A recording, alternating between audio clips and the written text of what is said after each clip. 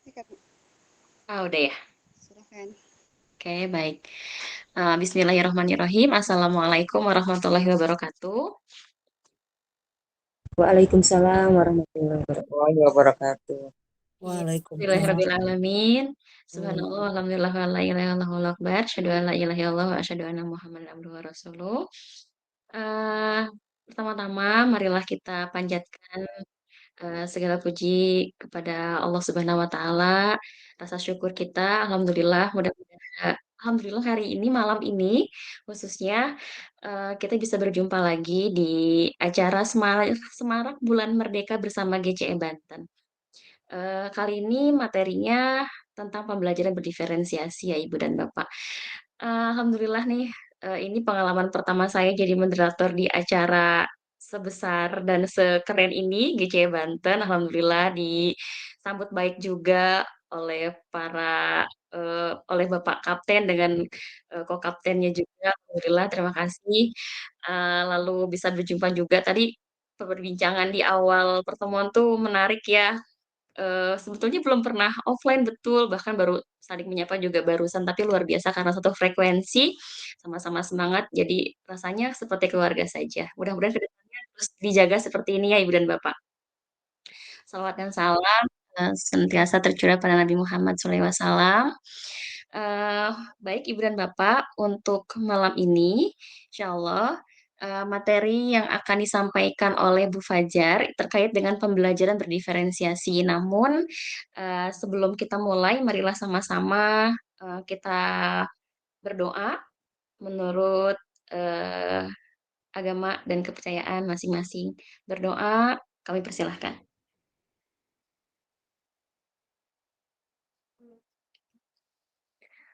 Selesai. Oh ya, sebelumnya saya hampir lupa untuk memperkenalkan diri Ibu dan Bapak. Perkenalkan, nama saya Afifah Purnamasari, biasa dipanggil Afifah. Saya sekarang mengajar di SD Negeri Muncul 01 di Tangerang Selatan. Saya eh, termasuk GCE Banten dari Tangerang Selatan dan guru penggerak Angkatan 4 Kota Tangerang Selatan, seperti itu. Dan lagi-lagi saya senang sekali bisa berjumpa dengan Ibu dan Bapak. Baik Ibu dan Bapak, untuk sesi malam ini ada beberapa pengumuman yang akan saya sampaikan sebelum menyampaikan CV dari pemateri yang luar biasa juga malam ini. Jadi nanti insya Allah seperti biasa akan di-share presensi sekitar pukul 20.45 dan dibuka sampai pukul 22.00 waktu Indonesia Barat seperti itu. Jadi mari sama-sama kita simak materinya dan jangan lupa untuk isi presensi seperti itu. Baik, untuk malam ini yang akan menyampaikan materi itu Ibu yang luar biasa. Kemarin saya WA dengan beliau, bahkan kemarin malam masih jalan Bu ya. Luar biasa nih Ibu. Pemateri kita malam ini adalah Ibu Fashur Haz Hazanah. Maaf ya kalau saya salah menyebutkan nama. Ibu Faskur Hazanah Fajar Mulhayati, STP MPD. Beliau adalah guru biologi di SMAN CMBBS Pandeglang. Beliau lahir di Jakarta tanggal 31 Maret 1975. Alamatnya di Pondok Putri Gelis Blok nomor 7, Kaduhejo, Pandeglang. Pengalaman organisasinya, beliau adalah bendahara dan admin IGI, Ikatan Guru Indonesia di wilayah Banten.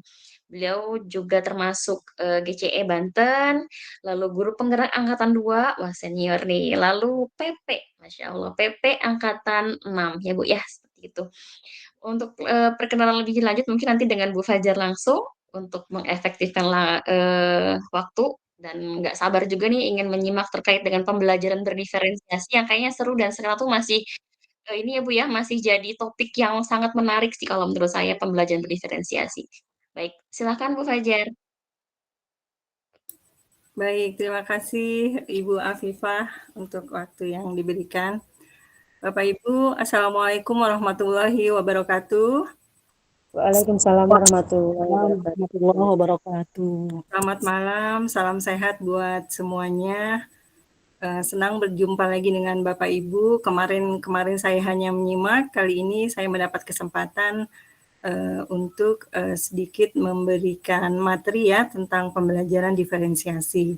Yang secara kebetulan kalau Bapak Ibu di pertemuan sebelumnya juga mengikuti ya, materinya itu nyambung ya, karena tentang pembelajaran berdiferensiasi juga ya, yang sebelumnya itu dibawakan oleh narasumbernya itu siapa ya, saya lupa, tapi ya tentang pembelajaran diferensiasi juga. Saya sempat nyimak itu hari Jumat ya.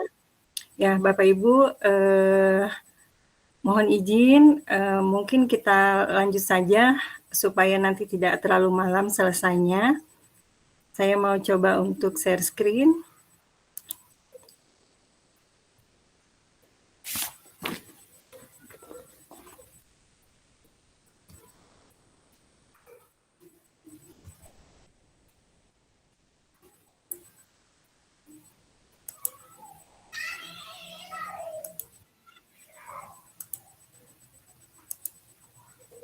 Ya, Bapak Ibu, apakah sudah terlihat? Sudah, Bu. Ya, ini adalah materi yang akan coba saya sampaikan tentang pembelajaran berdiferensiasi. Ya, beberapa memang ada yang menuliskan pembelajaran terdiferensiasi. Hanya memang beberapa dari teman-teman juga ada yang menyampaikan wajar kalau pembelajaran terdiferensiasi seolah-olah itu pembelajarannya nggak sengaja terdiferensiasi. Ini joke ya Bu. Jadi silakan mau memakai istilah pembelajaran berdiferensiasi atau terdiferensiasi, jadi itu sama aja lah ya. Nah, ya mengawali pembahasan kita tentang pembelajaran diferensiasi ini, ya mungkin saya akan sedikit memberikan gambaran ya Bapak Ibu tentang pembelajaran berdiferensiasi itu seperti apa. Ya nanti kita akan coba membahas secara bersama-sama terkait dengan pembelajaran berdiferensiasi ini. Nah, Bapak Ibu, kalau berdasarkan pemahaman yang Bapak Ibu pahami saat ini, kira-kira kenapa ya kita perlu melakukan pembelajaran berdiferensiasi? Boleh Bapak Ibu raise hand atau menuliskannya di kolom chat? Kira-kira kenapa ya kita perlu melakukan pembelajaran diferensiasi?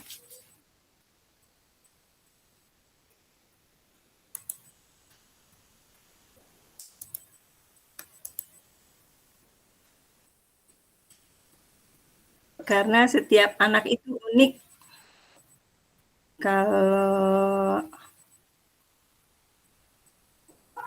menurut Bu Nunung, proses pembelajaran harus disesuaikan dengan kondisi individu. Oke, ada lagi Bapak Ibu? Kenapa kita harus melakukan pembelajaran berdiferensiasi? Menurut Bu Siti, untuk memfasilitasi tipe belajar anak. Oke, ada lagi yang mau mencoba menyampaikan mengapa kita harus melakukan pembelajaran berdiferensiasi? Karena tingkat kemampuan anak berbeda-beda. Ya, Bapak Ibu, apa yang disampaikan oleh Bapak Ibu semua itu sangatlah benar ya. Mengapa kita melakukan pembelajaran berdiferensiasi? Ya, karena memang anak-anak yang kita hadapi itu mempunyai karakteristik latar belakang yang berbeda-beda. Nah, ya kira-kira di pertanyaan berikutnya nih ya, sebentar. Oh, belum bisa berganti.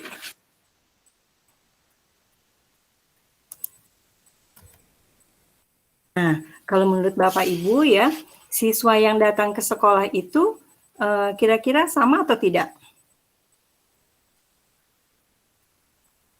Misalkan, siswa yang datang itu sama-sama kelas 10, sama-sama kelas 11, sama-sama kelas 12 ya. Tetapi menurut Bapak Ibu, apakah mereka semua itu sama atau tidak Bapak Ibu?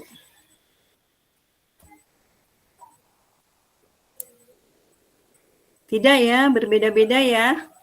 Ya, sama dan ya kan siswa itu datang ke sekolah itu sama atau beda gitu ya. Oke, mungkin sama karena yang datang itu rombongan anak kelas 10 nih gitu kan. Oh, rombongan anak kelas 11. Oh, mereka rata-rata anak kelas 12 gitu kan. Nah, tetapi apakah mereka itu sama atau beda gitu ya. Nah, di sini beberapa Bapak Ibu menyampaikan bahwa berbeda kondisinya ya, berbeda latar belakangnya ya, dan memang saya yakin 100% pasti Bapak Ibu di sini akan menyampaikan bahwa siswa kita ya yang datang ke sekolah itu mempunyai latar belakang yang berbeda-beda ya. Oke.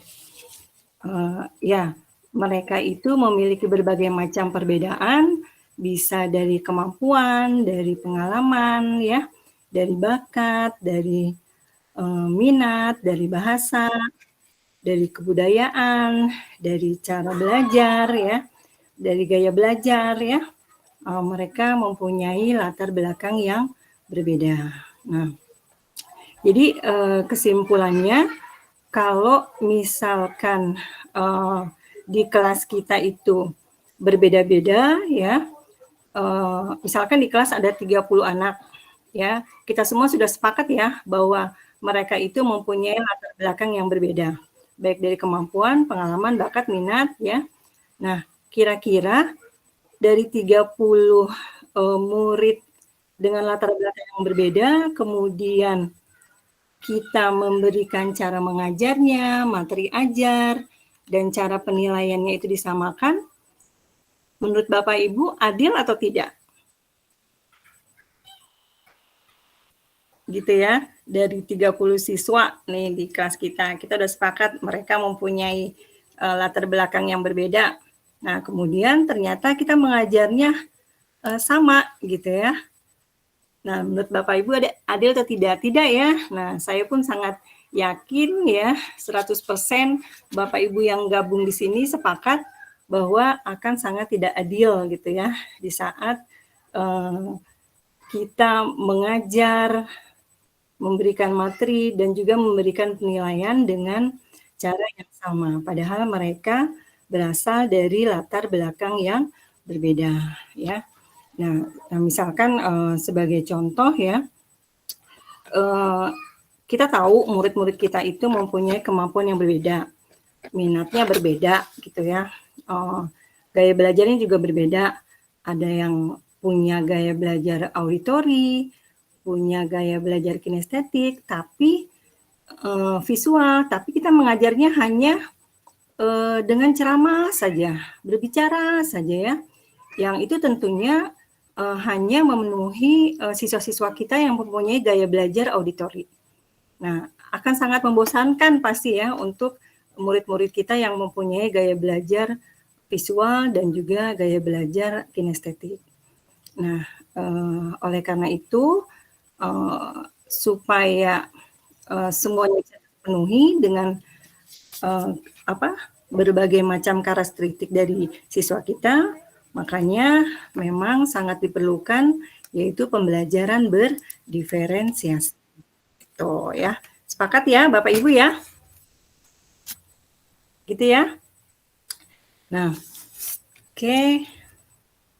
Nah, Bapak Ibu, kalau Bapak Ibu mungkin mendalami kembali tentang filosofi Ki Hajar Dewantara ya, maka mungkin kita akan menemukan kembali bahwa ternyata murid kita itu bukanlah kertas kosong, melainkan kertas yang masih buram dengan tinta yang tergores di dalamnya ya. Jadi murid kita itu sudah ada tulisan-tulisan hal-hal kebaikan di dalamnya ya, dan disinilah kita ya, peran guru ya, peran orang tua, bagaimana supaya menebalkan tinta buram tersebut ya. Kita mendampingi ya supaya murid-murid kita bisa menebalkan hal-hal kebaikan yang memang sudah sebenarnya tertulis di dalam dirinya, ya. Kan kalau sebelumnya kita percaya bahwa seorang anak itu adalah kertas kosong, ya, yang kemudian kita orang tuanya bisa dengan bebas tanpa memperhatikan potensi anak, kemauan si anak, keinginan si anak.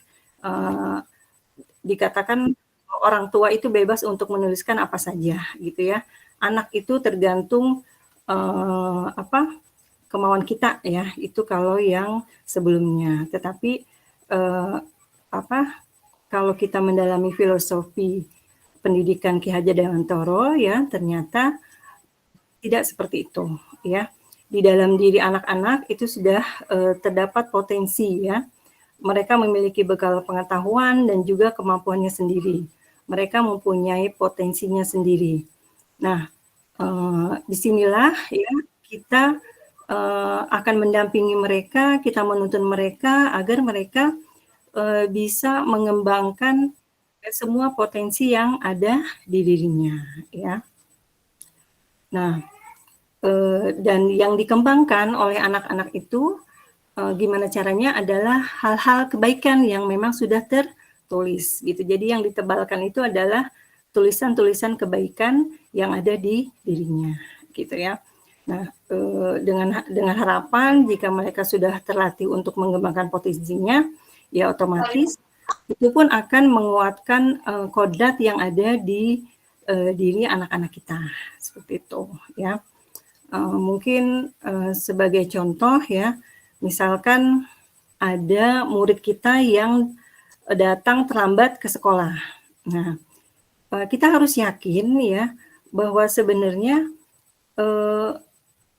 anak-anak yang datang terlambat itu bukan berarti mereka tidak memiliki tekad yang kuat dalam belajar, gitu kan. Nah, kita harus cari tahu nih kenapa mereka datang terlambat, ya. Kita harus berusaha memahami kondisi anak-anak kita tersebut, ya.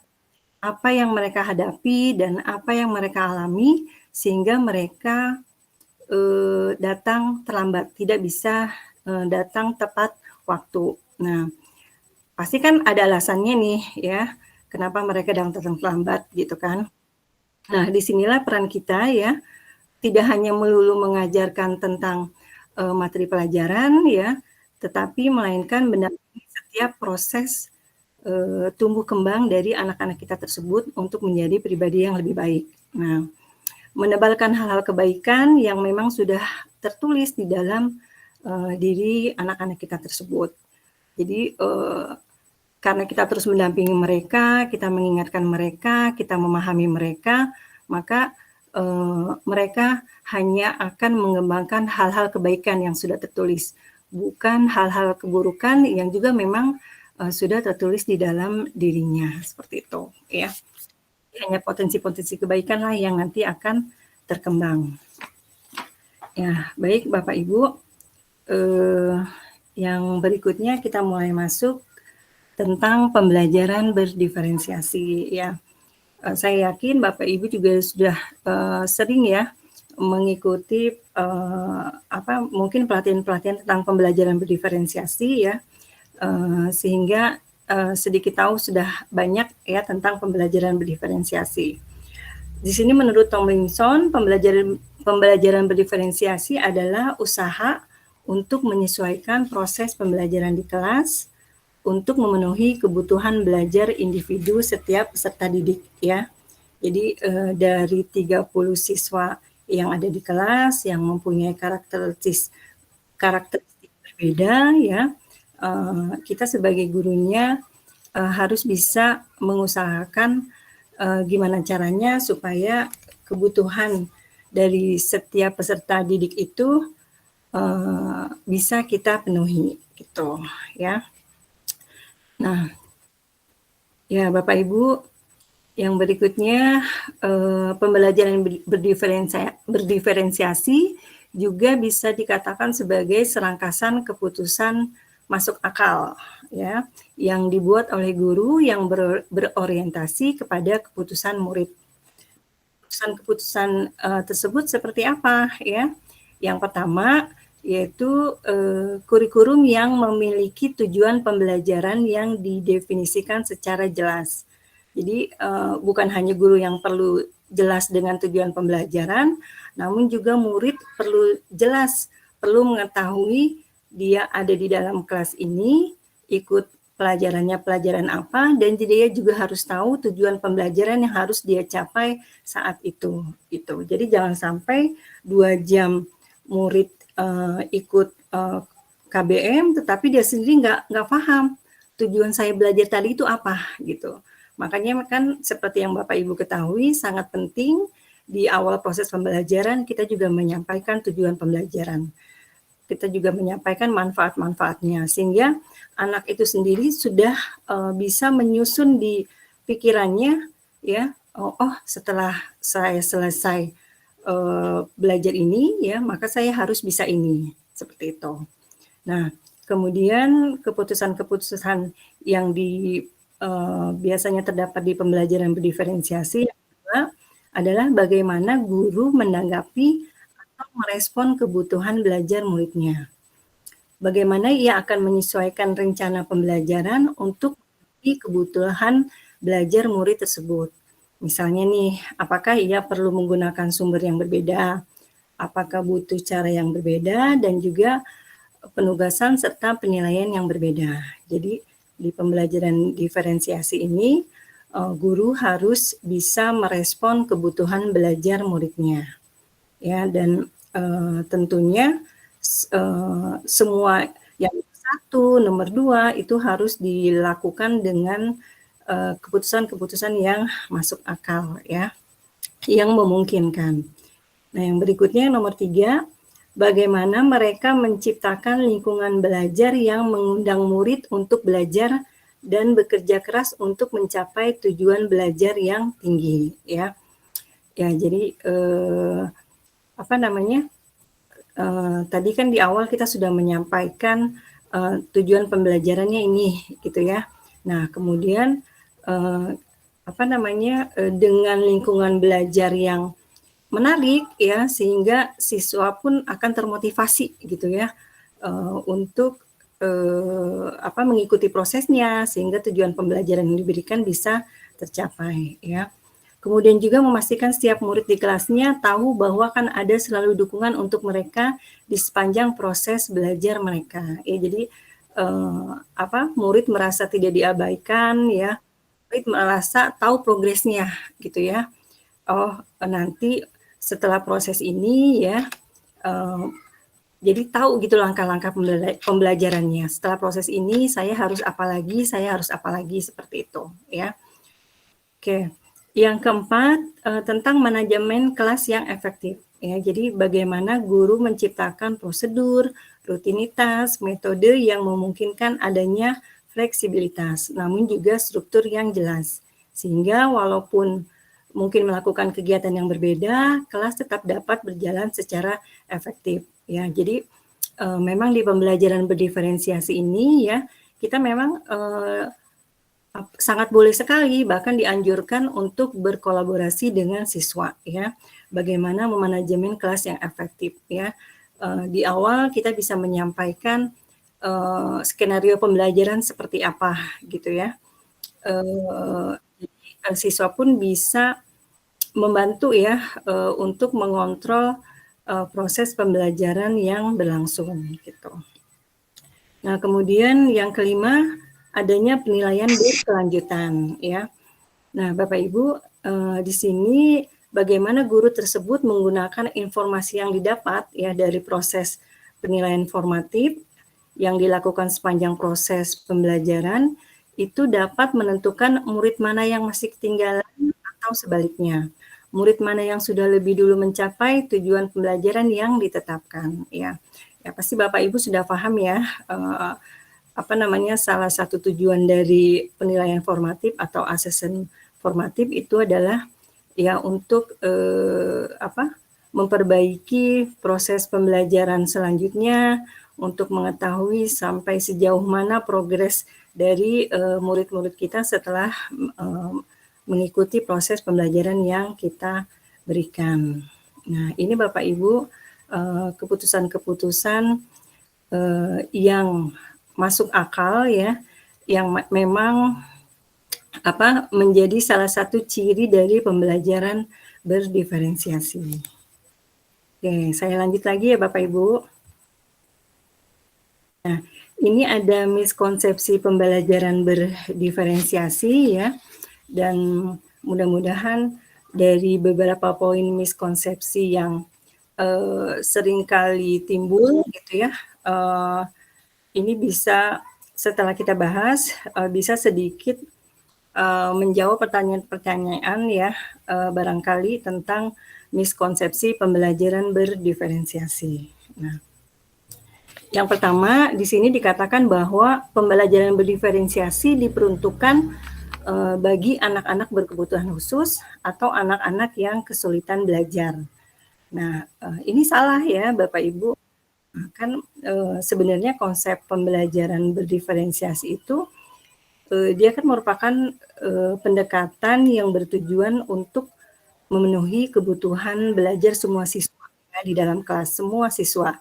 Nah, termasuk juga siswa yang berkebutuhan khusus gitu ya, atau yang memiliki kesulitan belajar. Jadi bukan hanya untuk yang berkebutuhan khusus saja, tapi untuk semua siswa yang ada di dalam kelas gitu. Nah, kemudian miskonsepsi yang berikutnya itu dikatakan bahwa pembelajaran berdiferensiasi adalah pembelajaran individual ya. Ini kurang tepat ya, karena memang kan pembelajaran berdiferensiasi ini dia menekankan bahwa setiap siswa memiliki perbedaan ya, entah itu dalam gaya belajar, minat, kemampuan, dan juga kecepatan belajar ya. Nah, oleh karena itu pendekatan pembelajaran berdiferensiasi ini itu bertujuan untuk merancang pengalaman pembelajaran yang memadai untuk semua siswa di dalam kelas ya, agar mereka itu dapat mencapai potensi belajarnya secara maksimal. Jadi bukan hanya untuk pembelajaran individual ya, tetapi juga untuk keseluruhan gitu ya. Dan ya karena kan nanti di pembelajaran berdiferensiasi ini salah satu metode pembelajarannya itu mengajak siswa bisa berkolaborasi gitu ya. Jadi bisa secara individu juga bisa secara berkelompok. Nah, miskonsepsi berikutnya kalau di pembelajaran berdiferensiasi ini dikatakan guru itu perlu membuat banyak RPP ya untuk pembelajaran berdiferensiasi ya. Nah, padahal ya pembelajaran berdiferensiasi itu kan tidak hanya mengacu pada pembelajaran individual ya. Memerlukan perencanaan yang lebih cermat ya, dan juga disesuaikan dengan kebutuhan siswa ya. Nah, jadi tidak berarti bahwa setiap guru itu harus memiliki banyak RPP ya, yang terpisah-pisah ya, untuk setiap siswa atau hanya untuk kelompok siswa ya. Tetapi rancangan pembelajaran yang dibuat itu bisa mencakup semuanya gitu. Nah, kemudian di sini dikatakan bahwa miskonsepsi berikutnya, pembelajaran berdiferensiasi tidak kompatibel dengan standar pendidikan nasional. Nah, ini yang beberapa kali saya memberikan pembelajaran diferensiasi ya, ada yang menyampaikan bahwa adanya pertentangan antara pembelajaran diferensiasi ya dengan standar pendidikan nasional ya. Ya, padahal kan pembelajaran diferensiasi ini justru dia mengembangkan ya dan mengimplementasikan semua pedoman-pedoman yang ada di standar pendidikan nasional ya.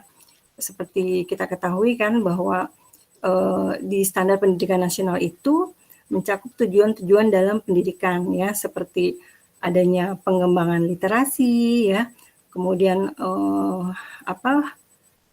pengembangan penalaran, keterampilan kritis siswa. Nah, di pembelajaran diferensiasi ini itu justru bertujuan untuk membantu siswa ya mencapai tujuan-tujuan tersebut sesuai dengan karakteristik dan juga kemampuan mereka gitu ya. Jadi justru sangat mendukung. Nah ini ya bahwa pengelompokan dalam satu kelompok sesuai kemampuannya secara kaku. Tidak ya Bapak Ibu. Jadi kalau di pembelajaran berdiferensiasi ya justru disarankan bahwa adanya kolaborasi ya dari beberapa siswa yang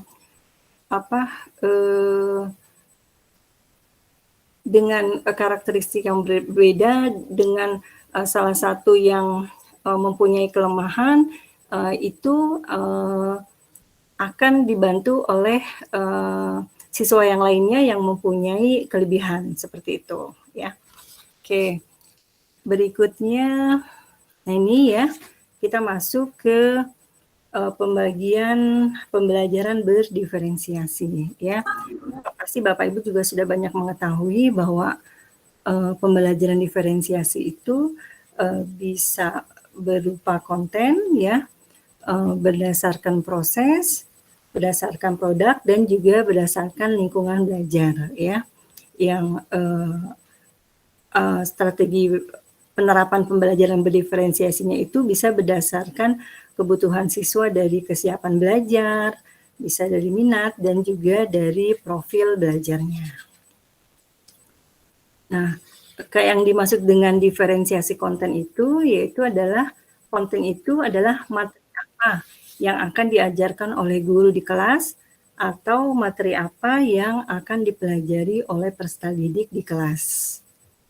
Nah, ada dua cara membuat konten pelajaran yang berbeda, yaitu yang pertama bisa menyesuaikan apa yang akan diajarkan oleh guru atau apa yang akan dipelajari peserta didik berdasarkan tingkat kesiapan dan juga minat peserta didiknya. Nah, cara yang kedua bisa menyesuaikan bagaimana konten yang akan diajarkan atau dipelajari itu akan disampaikan oleh guru atau diperoleh oleh peserta didik berdasarkan profil atau gaya belajar yang dimiliki oleh masing-masing peserta didik. Nah, ini adalah diferensiasi konten ya, diferensiasi materi. Nah, strategi diferensiasi konten itu bisa dengan cara menyajikan materi yang bervariasi ya. Nah, dengan kita menyajikan materi yang bervariasi ya, guru itu memungkinkan siswa untuk belajar dengan cara yang paling efektif tuh bagi siswa tersebut ya. Nah, pendekatan ini ya itu mengakui bahwa tidak semua siswa belajar dengan cara yang sama ya kan.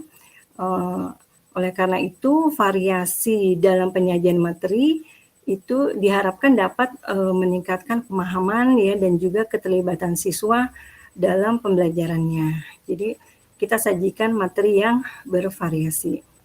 Nah, kemudian yang berikutnya menggunakan kontrak belajar. Strategi diferensiasi konten dengan menggunakan kontrak belajar.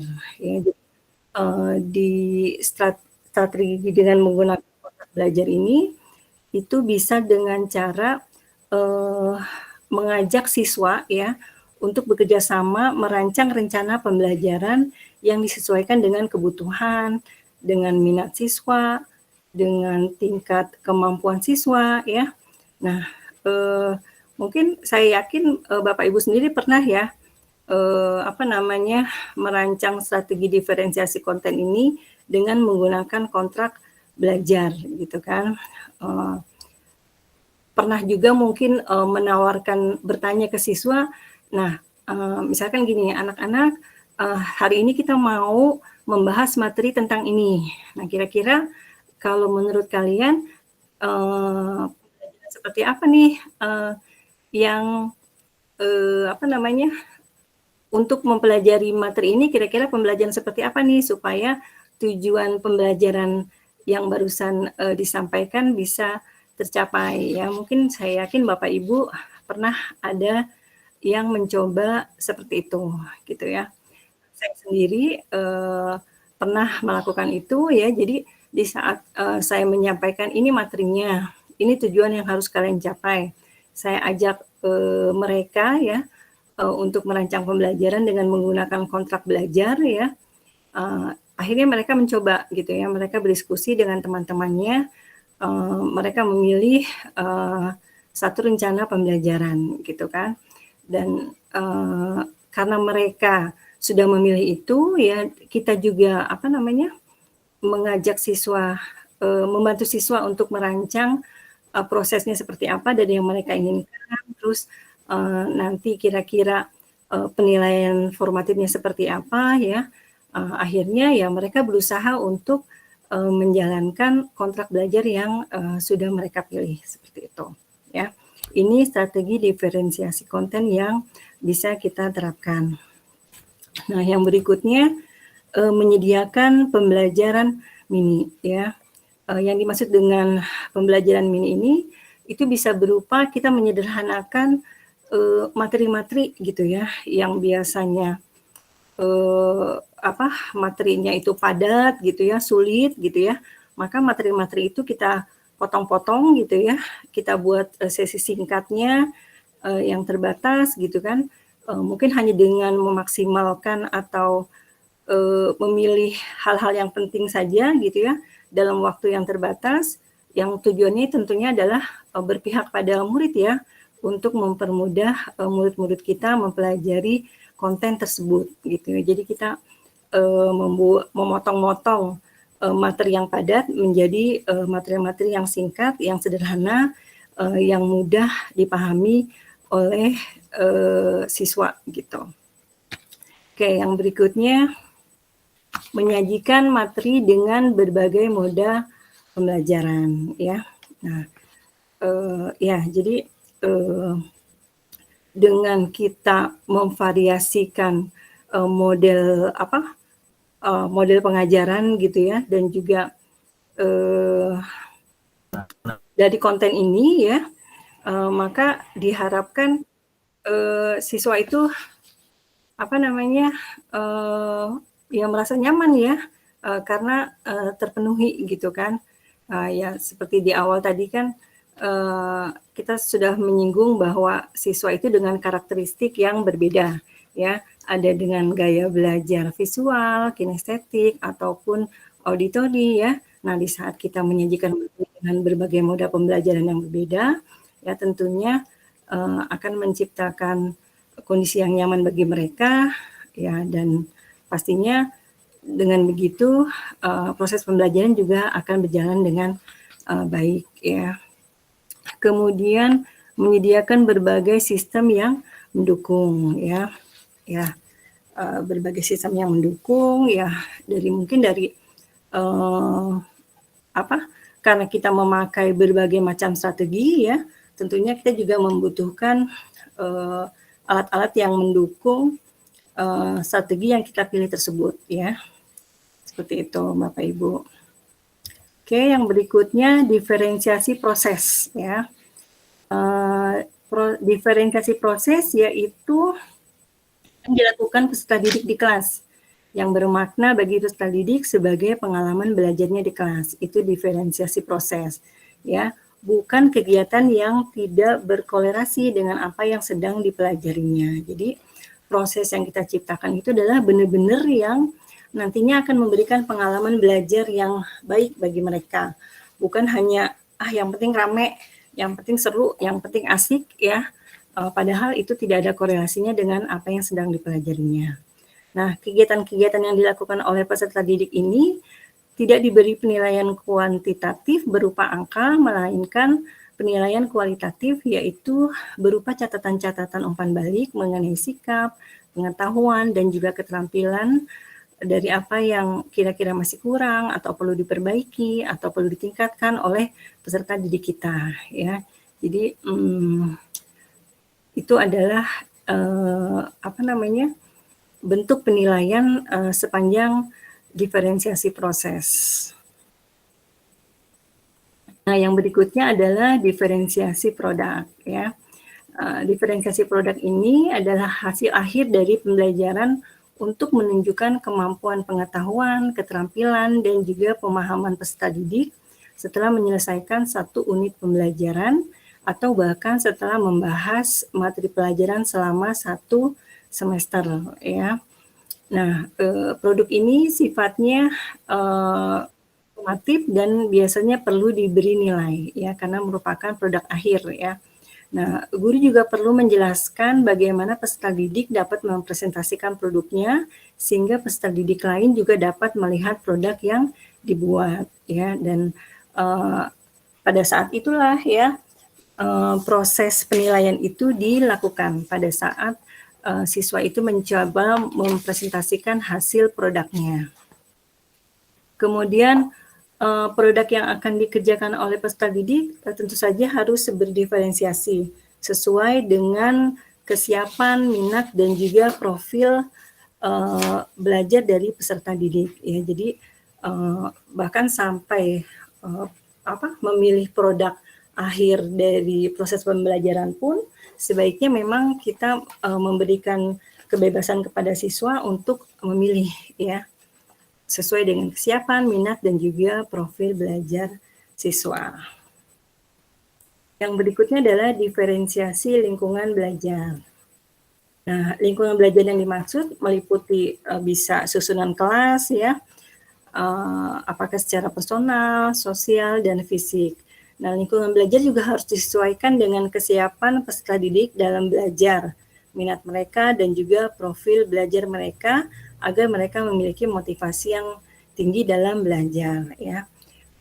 Saya yakin Bapak Ibu pasti sudah terbiasa, ya, untuk menciptakan lingkungan belajar yang nyaman buat anak-anak kita, ya. Saya yakin seringkali Bapak Ibu memperhatikan siswa-siswa mungkin yang berkacamata, ya, atau pada saat mereka sedang belajar terlihat wajahnya mengenyitkan matanya, ya, terlihat kesulitan melihat tulisan-tulisan di luar, ya, atau slide yang kita berikan, kemudian kita bertanya gitu kan, apakah terlihat dengan jelas atau tidak gitu kan. Kalau memang ternyata siswa itu menyampaikan kesulitan tidak terlihat jelas, mungkin bisa kita persilahkan untuk pindah ke depan gitu, ya, atau kita atur penerangan ruangan, atau bahkan kita tutup jendela, ya, supaya terjadi kontras antara slide dengan penglihatan siswa, seperti itu. Yaitu salah satu dari diferensiasi lingkungan belajar yang bisa kita atur. Nah, ini cara-cara yang dapat dilakukan guru untuk mengidentifikasi kebutuhan belajar murid. Nah, tadi kan di awal pembelajaran diferensiasi itu adalah salah satunya untuk memenuhi kebutuhan dari setiap murid. Nah, pastinya kita berpikir kan bagaimana sih caranya untuk bisa mengidentifikasikan kebutuhan belajar murid. Nah, sebelum kita membahas lebih lanjut tentang pemetaan kebutuhan murid, ini ada beberapa cara yang bisa Bapak Ibu lakukan. Yang pertama itu dengan mengamati perilaku murid-murid kita, ya. Kemudian bisa juga mencari tahu pengetahuan awal yang dimiliki oleh murid terkait dengan topik yang akan dipelajari. Nah, biasanya kan kita melakukan asesmen awal, ya.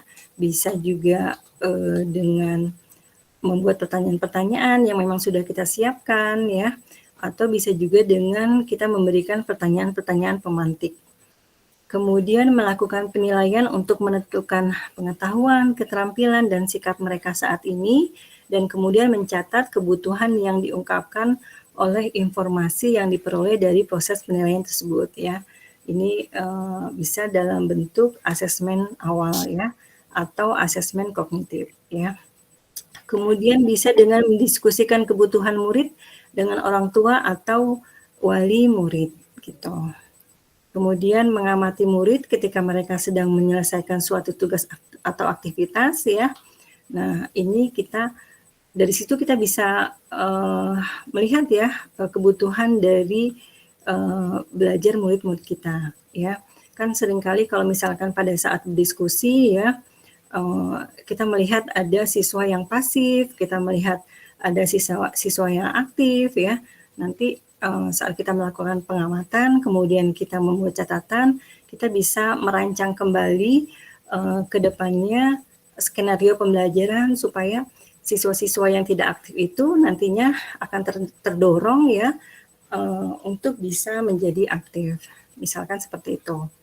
Kemudian juga dengan bertanya atau mendiskusikan permasalahan dengan murid ya. Nah, ya kan salah satunya dengan cara memberikan pertanyaan pemantik ya. Dari situ kan kita bisa tahu tuh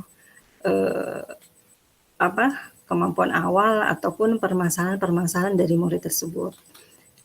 Atau juga membaca raport murid dari kelas mereka sebelumnya untuk melihat komentar dari guru-guru sebelumnya atau melihat pencapaian murid sebelumnya ya. Jadi bisa juga berdasarkan data yang itu dari nilai raport. Atau berbicara dengan guru sebelumnya ya. Ini pastinya sering ya Bapak Ibu lakukan kalau misalkan kita menemukan suatu masalah atau kita ingin tahu murid kita sering berbicara, bertanya ya dengan rekan guru kita yang mengajar murid kita itu sebelumnya. Cara adalah membandingkan tujuan pembelajaran yang ingin dicapai dengan tingkat pengetahuan atau keterampilan yang ditunjukkan oleh murid saat itu. Ya, ini juga bisa kita deteksi ya dengan memberikan asesmen awal. Cara yang berikutnya adalah menggunakan berbagai penilaian diagnostik untuk memastikan bahwa murid telah berada dalam level yang sesuai ya. Pasti Bapak Ibu juga sudah paham ya penilaian diagnostik itu seperti apa, penilaian non-diagnostik itu seperti apa ya. Dan memang untuk penilaian diagnostik ini itu harus benar-benar kita persiapkan ya, karena ternyata itu tersusun dari beberapa prasyarat ya pada saat kita membuat penilaian diagnostik, terutama penilaian yang kognitif.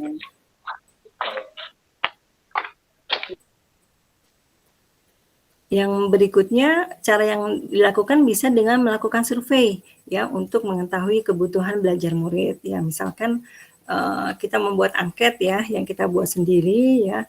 Kemudian kita ajak siswa kita untuk mengisi angket tersebut. Yang cara yang berikutnya mereview dan melakukan refleksi terhadap praktik pengajaran mereka sendiri untuk mengetahui efektivitas dari pembelajaran mereka ya. Ya kita bisa menanyakan ke siswa, salah satunya biasanya kalian tuh senangnya kalau belajar biologi itu seperti apa gitu ya, maunya itu kalau belajar biologi itu bagaimana gitu ya. Nah itu kita bisa melakukan review ya atau mengajak mereka melakukan refleksi terhadap praktik-praktik pengajaran yang pernah mereka jalani ya. Jadi ini adalah beberapa cara yang dapat dilakukan ya untuk mengidentifikasi kebutuhan belajar murid. Ya, mudah ya Bapak Ibu ya. Nah, yang berikutnya pemetaan kebutuhan belajar murid ya. Ya, tadi di awal ya di diagram itu di atas dari pembagian pembelajaran berdiferensiasi ya. Di situ ada tertulis pemetaan kebutuhan belajar murid berdasarkan kesiapan belajar, berdasarkan minat ya, dan juga berdasarkan profil belajar ya. Jadi ternyata kebutuhan belajar murid yang tadi bisa kita lihat cara-caranya itu bisa kita petakan menjadi 3, berdasarkan kesiapan belajar, berdasarkan minat, dan juga berdasarkan profil belajar. Nah, kalau berdasarkan kesiapan belajar itu untuk mengetahui sejauh mana pengetahuan dan keterampilan awal apa yang sudah peserta didik miliki ya terhadap materi pelajaran yang akan dibahas ya. Jadi sebelum memulai pembelajaran ya biasanya kan kita pengen tahu nih, wah kira-kira anak-anak udah tahu sejauh apa nih dari materi yang akan kita pelajari. Nah, kemudian pemetaan kebutuhan belajar murid berdasarkan minat. Nah, minat ini adalah kecenderungan atau ketertarikan seseorang terhadap suatu topik, subjek, kegiatan, atau objek tertentu. Ini mencerminkan preferensi ya persiapan pribadi seseorang terhadap hal-hal tertentu yang memicu rasa keterlibatan ya, antusiasme ya, dan juga kepuasan. Biasanya akan berpengaruh tuh ya terhadap antusiasme, keterlibatan dan juga kepuasan dari murid ya jika itu berhubungan dengan minat. Nah, minat ini juga bisa berkaitan dengan berbagai aspek kehidupan termasuk akademis, hobi, karir ataupun aktivitas sosial.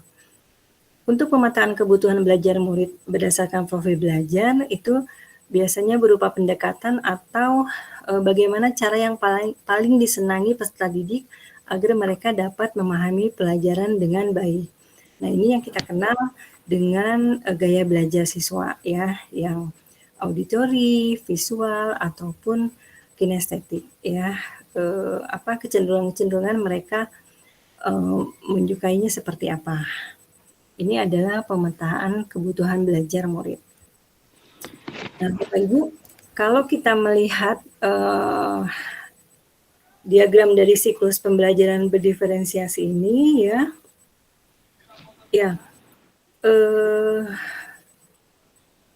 sebelum kita melakukan proses pembelajaran diferensiasi, kita harus tahu dulu ya tujuan pembelajaran apa yang harus dicapai oleh siswa. Nah, setelah itu dari tujuan pembelajaran kita juga pasti akan tahu ya cakupan materi apa yang akan diajarkan ya. Dan untuk mulai merancang proses pembelajaran ya di pembelajaran diferensiasi ini biasanya itu akan diawali dengan melakukan asesmen diagnosis ya ataupun asesmen awal ya yang tujuannya adalah untuk mengetahui kebutuhan murid ya berdasarkan kesiapan, berdasarkan minat ataupun berdasarkan cara belajarnya. Nah, kalau kita sudah mengetahui kebutuhan murid kita seperti apa, maka kita bisa merancang proses pembelajaran berdiferensiasi tersebut ya. Kita juga bisa merancang pengelompokan murid itu harus seperti apa ya supaya skenario pembelajaran berdiferensiasi yang kita buat itu bisa berjalan dengan lancar.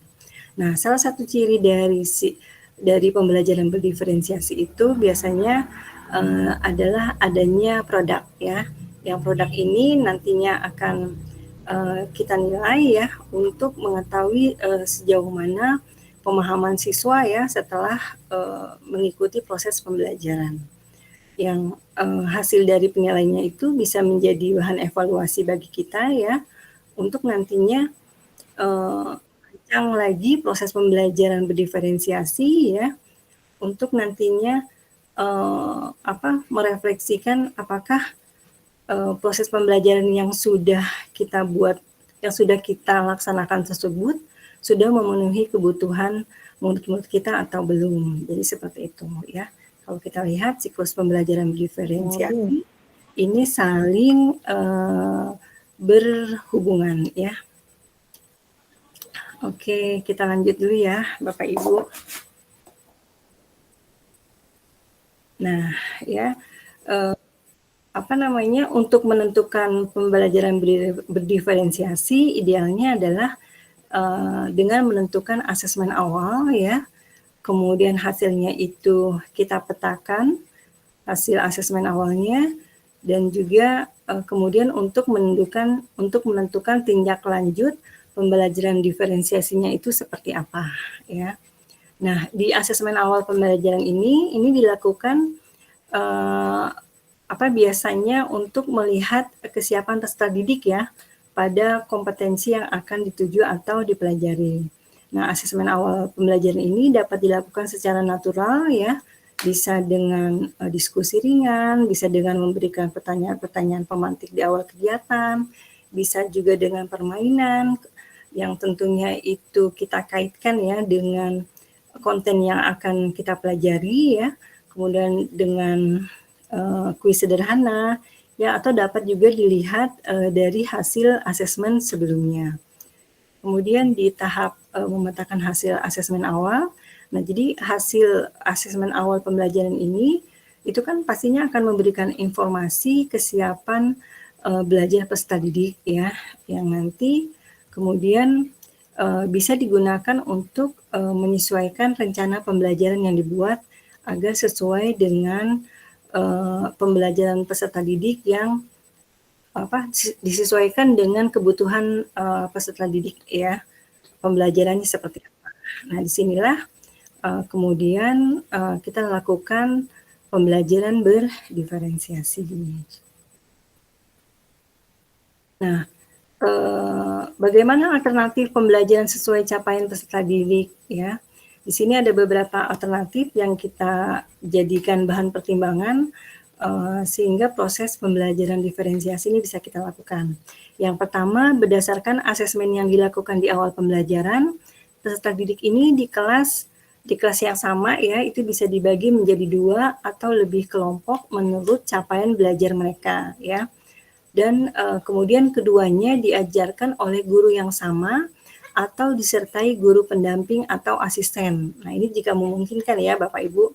Nah, selain itu, satuan pendidik juga menyelenggarakan program pembelajaran tambahan untuk peserta didik yang belum siap untuk belajar sesuai dengan fase di kelasnya. Nah, ini kan jadi setelah tadi kita melakukan asesmen awal, maka alternatif pembelajaran yang bisa dilakukan adalah sebagai berikut nih ya, ada 4. Itu tadi yang pertama. Nah, alternatif yang kedua, berdasarkan asesmen yang dilakukan di awal pembelajaran, peserta didik di kelas yang sama dibagi menjadi 2 atau lebih kelompok menurut capaian belajar mereka yang berbeda. Nah, terus keduanya diajarkan oleh guru yang sama atau disertai guru pendamping dan juga asisten ya. Ini jika memungkinkan dilakukan seperti itu. Nah, di alternatif yang ketiga, berdasarkan asesmen yang dilakukan di awal pembelajaran, pendidik mengajar seluruh peserta didik di kelasnya sesuai dengan hasil asesmen tersebut ya. Nah, untuk sebagian kecil peserta didik yang belum siap, pendidik memberikan pendampingan setelah jam pelajaran berakhir. Nah, kemudian alternatif yang keempat, dapat juga merancang sendiri pendekatan yang lain ya. Jadi ya, alternatif yang keempat ini disesuaikan dengan kemampuan kita ya Bapak Ibu.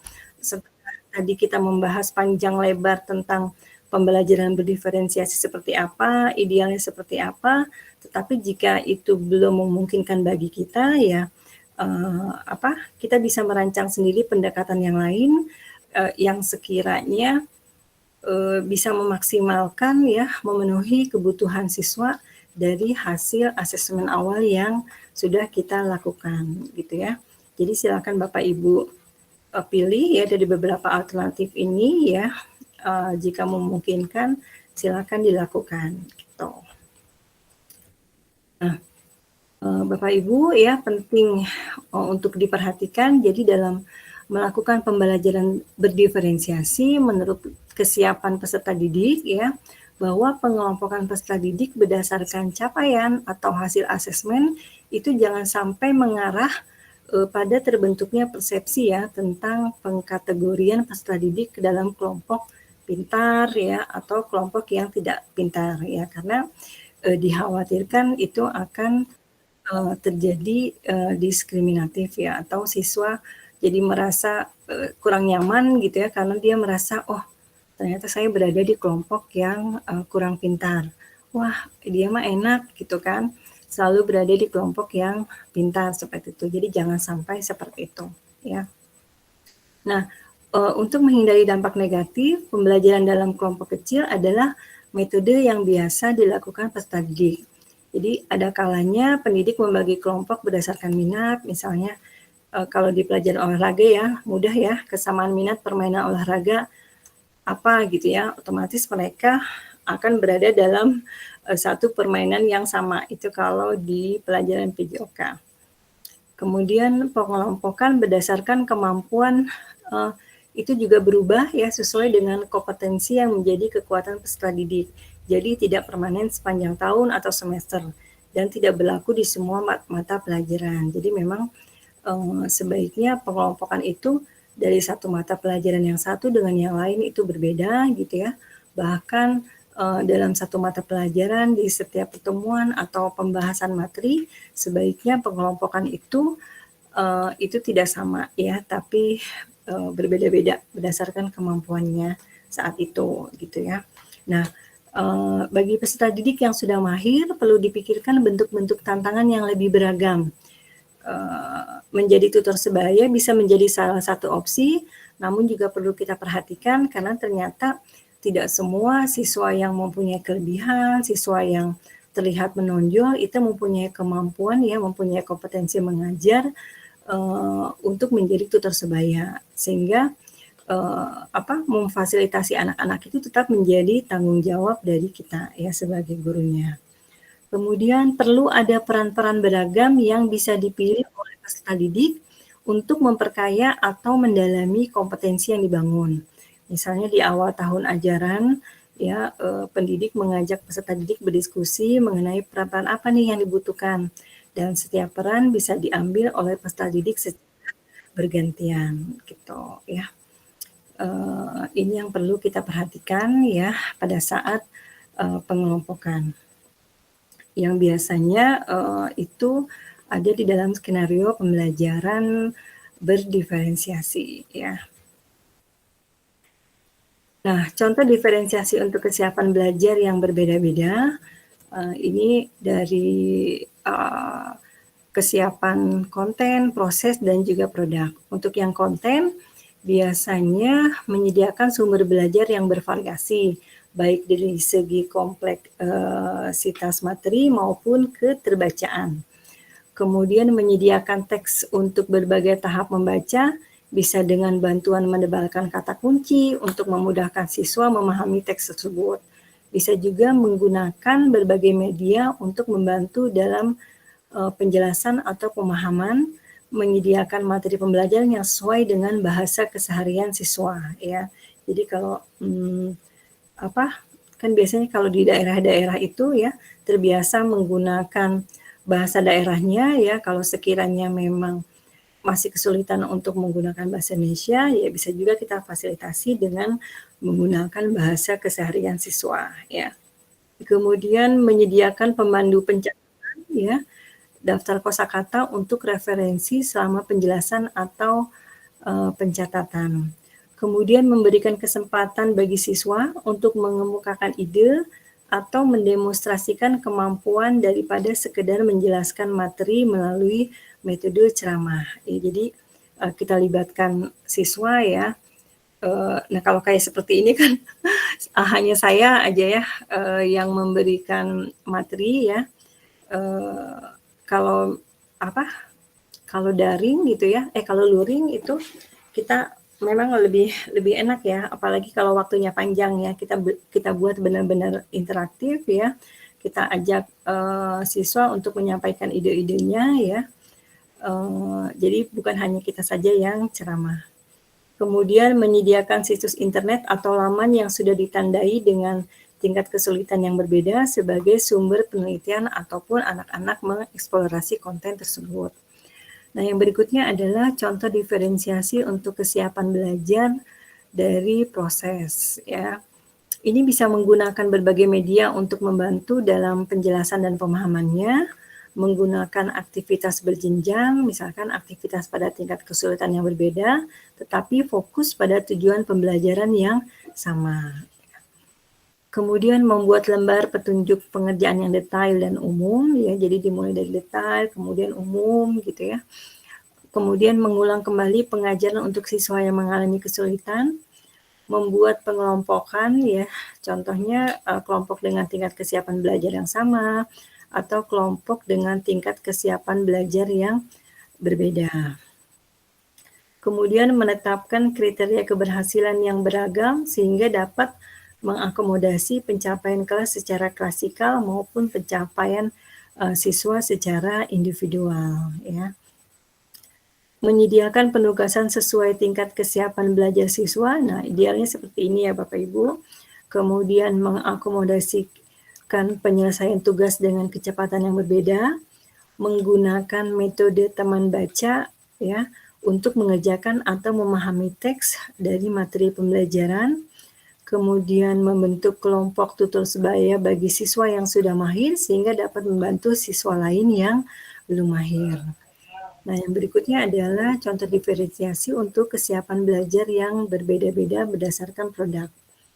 Nah, bisa dengan menggunakan penugasan berbasis produk secara berjenjang ya.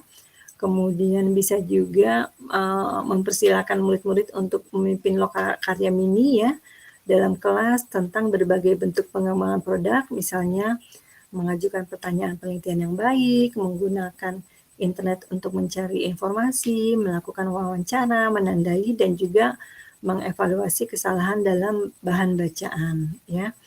Kemudian mengembangkan rubrik atau kriteria keberhasilan siswa, baik berdasarkan capaian, pembelajaran pada akhir suatu fase, maupun kebutuhan belajar siswa secara individual. Ya. Ini untuk yang produk. Kemudian siswa dapat menyajikan hasil belajarnya dalam bentuk yang dipilih. Contohnya apakah presentasi dalam bentuk PowerPoint ya, infografis, poster maupun bermain peran. Gitu ya Bapak Ibu. Nah, sebelum saya mempersilahkan mungkin Bapak Ibu ada yang ingin bertanya atau memvalidasi dari apa yang disampaikan atau berbagi praktik baik, saya ingin mengajak Bapak Ibu, yuk kita perhatikan kira-kira ini termasuk diferensiasi apa ya Bapak Ibu? Bisa ya Bapak Ibu?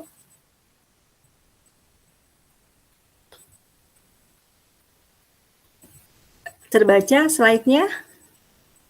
Terbaca, Bu. Ya, kira-kira ini masuk ke diferensiasi apa dan berdasarkan apa? Ya, seorang guru matematika di kelas 7 sedang mengajarkan mengenai penanganan data dan statistik. Setelah melakukan analisis profil dan kebutuhan peserta didik, guru kemudian mendapati peserta didik dapat dibagi menjadi 3 kelompok.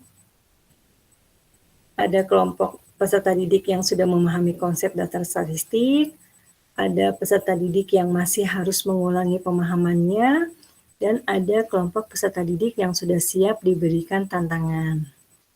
Yang warna berbeda itu adalah proses pembelajaran diferensiasi yang dibuat oleh guru. Nah, kira-kira ini masuk ke diferensiasi apa ya? Konten. Diferensiasi? Konten. Konten ya, jadi ini masuk ke diferensiasi konten berdasarkan kesiapan belajar. Oke, ya mudah ya untuk membedakan ya masuk ke diferensiasi apa. Coba yang berikutnya, kalau ini kira-kira masuk ke diferensiasi apa Bapak Ibu?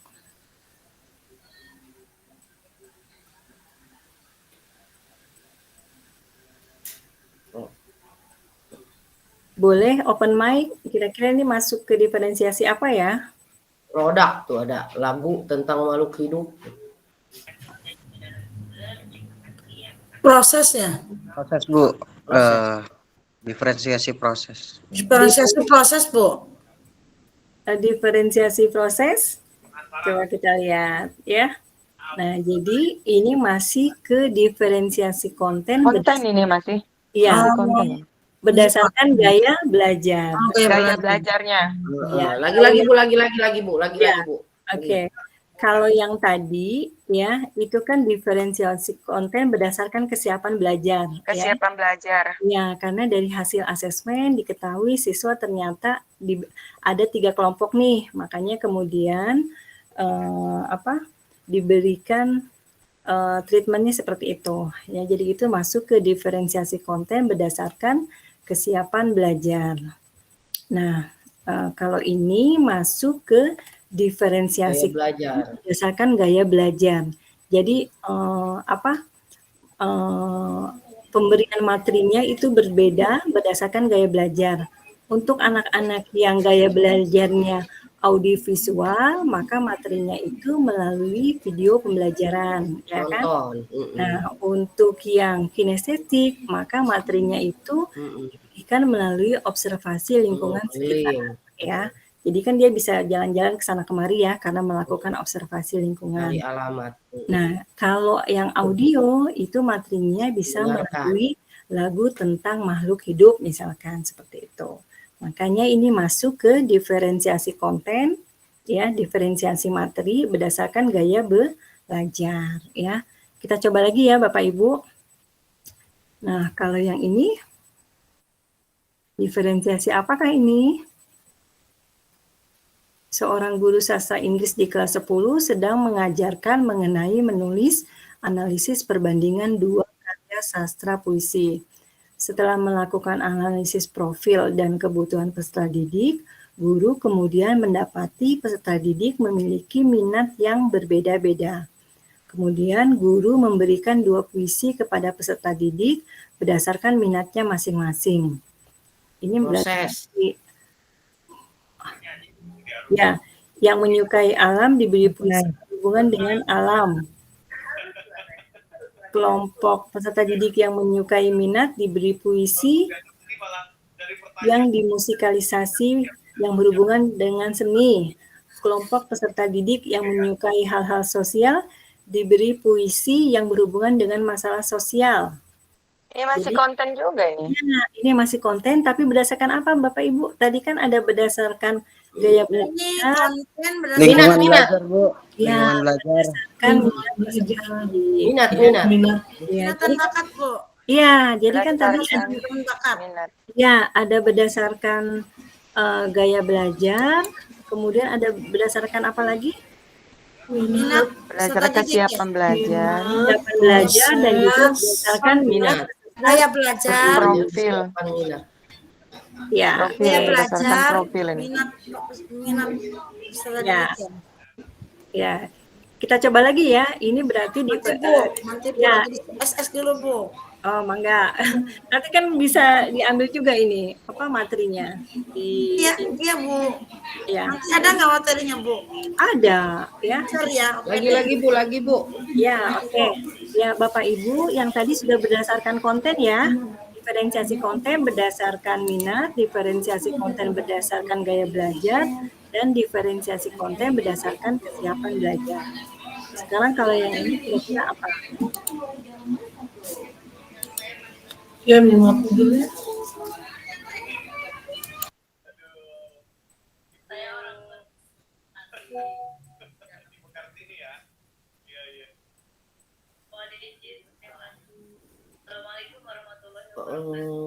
Proses ya.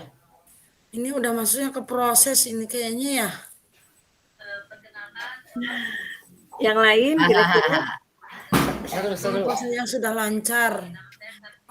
Kemampuan ini berdasarkan kemampuan ya. tadi diferensiasi ada apa aja, Bu? Konten, proses, Konten, produk, proses. produk. Ya, dan Berdasarkan produk, produk Bu. ya, produk coba kita lihat ya. kebutuhan siswa. Gaya Sesuai Apa kemampuan aja siswa. jawabannya nih? Ya, oke kita lihat ya. Nah, jadi ini Kesiapan. diferensiasi proses. Oh, proses Ya. kesiapan belajar. Berdasarkan kesiapan belajar. Coba kita lihat.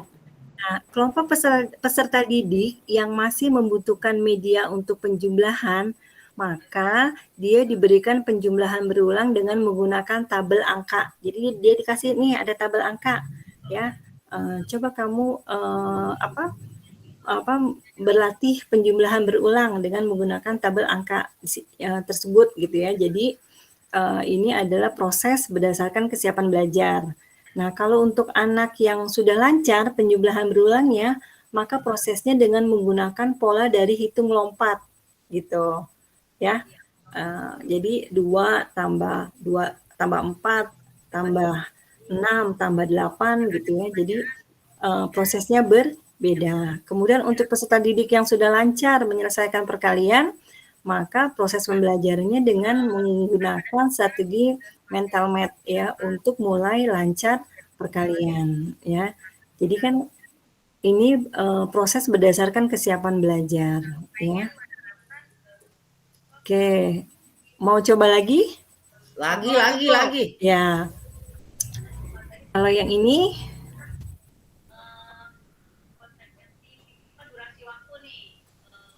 Mistar ya untuk Oh ya, menyukai seni dapat.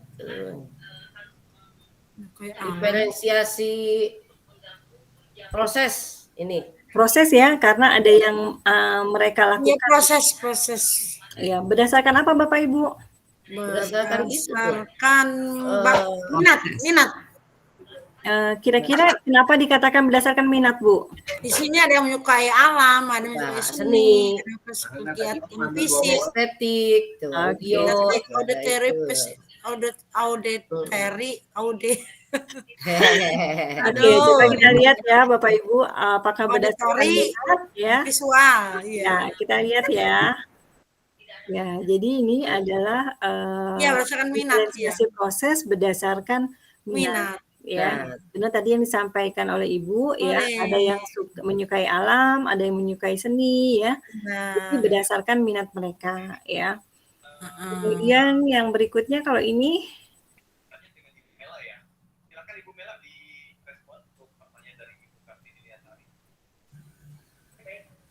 proses juga nggak ini? Proses ini juga, Bu. Proses ya. Dan ini berdasarkan apa Bapak Ibu? Gaya belajar. Gaya belajar ini. Berdasarkan gaya Gaya belajar. Iya, oke. Sudah atau lanjut? Lanjut. Belum Semangat jam 5 subuh. Lanjut. Ada Ya, kayaknya kebetulan ini pelajaran saya lagi. Lagi panas-panas nih Bu Siti dari Anahya. Aduh, panas Lagi Bu Fajar. ini diferensiasi proses berdasarkan gaya belajar. Nah, kalau yang ini kira-kira apa? Kalau nggak nambah, nampaknya 10 cuma 150 kayaknya. Saya itu selalu Diferensiasi produk ini. Karena tadi proses sama kontennya udah ya. Jadi ini tebakannya produk. Ini nebak atau produk karena ini memang mau menghasilkan Materi guru penggerak Menghasilkan ini Bu ini. Fajar. Juga saya lupa ini lagi. produk, Bu, karena di sini ada hasil yang ditampilkan. Nah, itu. Oke, ya siap ya. Jadi ini adalah diferensiasi produk berdasarkan kesiapan belajar. Nah, di sini ya, jadi untuk kelompok peserta didik yang masih harus mengulangi pemahaman dalam pembelajaran min, median, modus ya, akan diberi tugas menampilkan laporan analisis sebuah data melalui sebuah tabel dan diagram sederhana. Benar tadi yang disampaikan oleh Ibu ya, jadi ada produk yang ditampilkan dan ini berdasarkan kesiapan belajar. Nah, kalau yang ini kira-kira apa?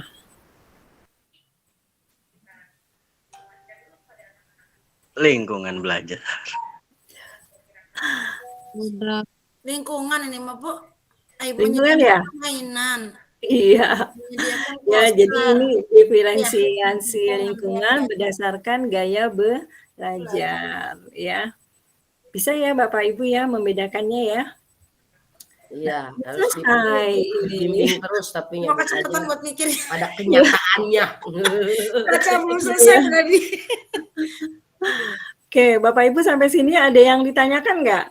Sepertinya semua sudah paham ya, bisa membedakan mana diferensiasi proses, produk, ya, mana diferensiasi berdasarkan minat, gaya belajar, ya, ataupun kesiapan belajarnya.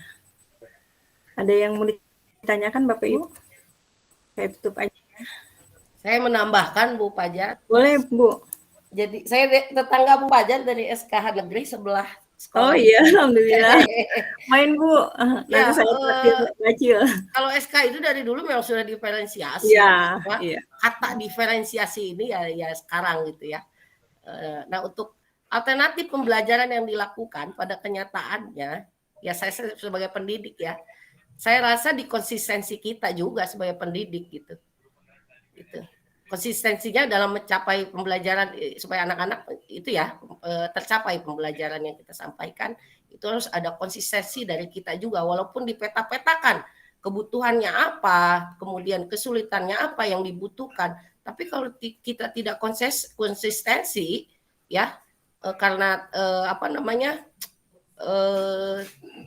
harus nilai rata-rata lah begitu kira-kira, itu sulit. Jadi alangkah baiknya di alternatif pembelajaran itu harus dilandasi dengan konsistensi kita sebagai pendidik agar anak mampu terpenuhi kebutuhan belajarnya. Gitu. Itu aja sih, saya menambahkan itu saja.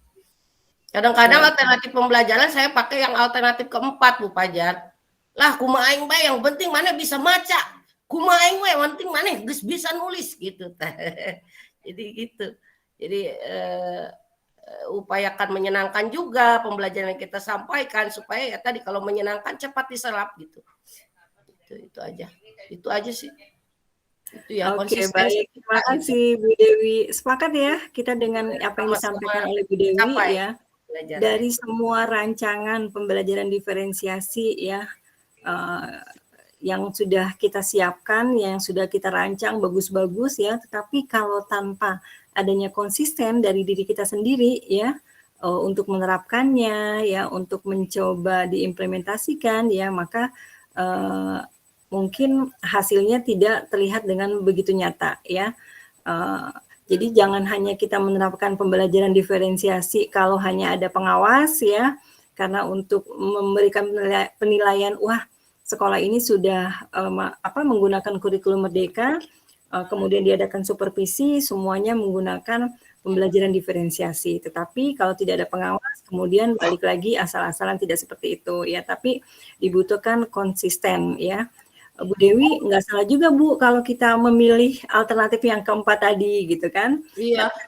Ya Bu, yang mengetahui karakteristik siswa kita saat itu adalah kita ya. Jadi jangan ragu-ragu, kita juga memang diberikan kemerdekaan ya untuk merancang proses pembelajaran.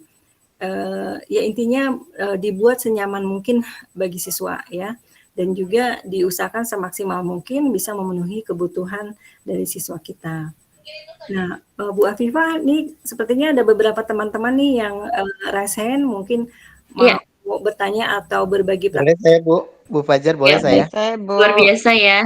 Luar biasa ya Bu Fajar hari ini, malam ini makin malam makin asik katanya tadi Bapak yang banyak emak-emak ini. Komen di jadi seru. Bu Afifah, boleh saya bertanya? Iya. Bapak mohon maaf, Bapak boleh setelah Bu Kokom ya Pak ya, tadi soalnya Bu Kokom tuh dari menit ke berapa gitu sudah raise hand. Mohon maaf ya Pak ya. Iya, baik, terima kasih. Mohon maaf. Iya, Bu Kokom silahkan. Bu Kokom, kalau Bu Kokom tidak ada berarti Pak Raswadi boleh deh. Silakan Pak. Terima kasih Bu Afifah, Bu Fajar. Jadi gini, pertanyaan saya terkait, saya ucapkan terima kasih dulu untuk Bu Afifah dan Bu Fajar yang sudah menyampaikan pencerahannya sangat luar biasa sekali. Saya sangat senang menyimaknya. Ada hal yang ingin saya tanyakan. Jadi dengan beragamnya diferensiasi, perbedaan baik itu berdasarkan proses produk, kemudian konten, juga berdasarkan minat dan seterusnya. Nah, bolehkah, bisakah atau dibenarkankah bila sekolah mengambil kebijakan, misalnya untuk paralel kelas, saya kebetulan di SMP Bu, misalnya paralel kelas ada katakanlah 10 kelas gitu ya Bu ya. Nah, misalnya kelas 8A itu untuk anak-anak yang kinestetik gaya belajarnya. Kemudian 8B misalnya untuk yang auditory, kemudian kelas 8C untuk visual, kemudian kelas 8D-nya yang untuk konten berdasarkan dan seterusnya. Apakah itu bisa dibenarkan atau malah menyalahi aturan, karena di sana idealnya kan kita sebagai guru mampu menangani mampu melayani lah dengan keberagaman anak-anak kita, peserta didik kita. Nah itu mungkin yang ingin saya tanyakan Bu Fajar dan Bu Afifah, boleh nggak kalau sekolah mengambil kebijakan seperti itu biar gurunya enak mungkin ya, modul ajar yang kita buat juga satu tipe gitu loh, karena untuk menangani satu different saja, tidak untuk berbagai macam gitu Bu. Bagaimana seperti itu Bu? Terima kasih Bu Afifah, Bu Fajar. Sama-sama Kak Raswadi. Gimana Bu Fajar, mau langsung dijawab? Iya, boleh ya Bu Afifah, saya Boleh, lanjut. silakan. Ya Pak Raswadi, pertanyaan yang Bapak sampaikan sangat luar biasa sekali dan memang biasanya pertanyaan ini timbul dari beberapa pelatihan yang ada gitu ya. Apakah boleh ya misalkan dalam satu kelas itu dikhususkan untuk anak dengan gaya belajar yang sama ya. Jadi sebelumnya Bapak Ibu kita harus paham dulu tentang apa itu gaya belajar ya. Jadi ya gaya belajar itu kan biasanya kita ketahui setelah kita memberikan asesmen non kognitif ke anak-anak ya. Jadi kita bisa tahu anak ini dia gaya belajarnya misalkan visual, yang lainnya auditory dan yang lainnya lagi kinestetik. Tetapi ternyata seorang anak ya kita bahkan kita yaitu ternyata gaya belajar itu kan sebenarnya hanya sebuah kecenderungan ya, dan sesungguhnya seorang anak itu gaya belajarnya bukan hanya satu ya, tapi dia pasti ada kombinasi kecenderungan gaya belajar yang lainnya gitu ya. Kalau anak yang visual yang terdeteksi dia kecenderungannya visual, biasanya dia akan diiringi dengan gaya belajar yang dominan berikutnya gitu ya. Biasanya seperti itu Pak. Dan ternyata berdasarkan hasil penelitian, kalau kita mau membaca lebih lanjut lagi tentang gaya belajar, ternyata gaya belajar itu bisa berubah Pak dari si anak tersebut gitu kan. Ada banyak faktor yang bisa mempengaruhi kenapa gaya belajar itu bisa berubah gitu kan. Salah satunya adalah treatment pembelajaran, skenario pembelajaran yang diterapkan oleh guru-gurunya gitu ya. Jadi misalkan saya ini gaya belajarnya adalah visual yang dominannya ya. Kemudian dominan keduanya misalkan saya ini adalah auditory. Nah, ya, tetapi kemudian si guru menerapkan proses pembelajaran yang misalkan dari 2 jam itu hampir 70% itu menerapkan pembelajaran yang lebih memfasilitasi anak-anak yang kinestetik gitu ya. Nah, kan otomatis anak-anak yang memang gaya belajarnya selain kinestetik otomatis juga akan ikut melaksanakan proses pembelajaran tersebut kan. Nah, karena kita terbiasa gitu kan mengikuti pembelajaran itu, apalagi ternyata kemudian si anak itu nyaman, maka ternyata gaya belajar anak itu bisa berubah gitu. Atau juga berdasarkan dari tantangan yang diterima anak itu gitu. Atau juga berdasarkan pengalaman gitu kan. Jadi misalkan gini, si anak saya nih yang tadi auditory dan visual, karena saya punya pengalaman, oh ternyata enak nih belajar secara kinestetik, ya mau observasi ke sana kemari ya, sehingga ternyata kemudian pada saat proses refleksi atau evaluasi saya bisa menyelesaikan semuanya gitu kan. Saya bisa menyampaikan pemahaman saya gitu. Nah, berdasarkan pengalaman dia merasa nyaman dengan proses pembelajaran kinestetik, maka itu bisa merubah ya kecenderungan saya gitu, karena saya punya pengalaman yang enak gitu, menarik gitu, nyaman saat melakukan pembelajaran kinestetik seperti itu. Jadi kalau kemudian misalkan setahu saya sih sebenarnya dipersilahkan, tetapi kalau menurut saya sih sebaiknya jangan dipisah-pisahkan ya, tetap digabung ya, tetapi kita mengetahui gaya belajar anak-anak yang ada di dalam kelas tersebut gitu. Nah, kayak di CMBBS di anak-anak yang kelas 3 ini itu kan sudah dikelompokkan berdasarkan peminatan mereka ya. Ada yang peminatan ke soshum, ada yang peminatan ke bidang kesehatan ya, dan misalkan yang di soshum itu ada 2 kelas. Nah, 2 kelas itu anak-anak diberikan asesmen diagnosis non kognitif, sehingga kita tahu di kelas ini ternyata kecenderungannya anak-anak sukanya visual. Nah, sementara di kelas soshum yang berikutnya ternyata anak-anak kecenderungannya kinestetik, dari 30 hampir misalkan 20. Masa nggak ada apa-apanya kok. Di kelas berikutnya dari 30 misalkan 18 ternyata visual. Nah, info tersebut kemudian bisa diberikan kepada guru-guru mata pelajaran yang mengajar di kelas tersebut, sehingga bisa menjadi salah satu dasar untuk merancang proses pembelajaran gitu. Mungkin itu Pak yang bisa disampaikan. Ya, baik Bu Fajar, menurut saya pribadi barangkali ya, Iya.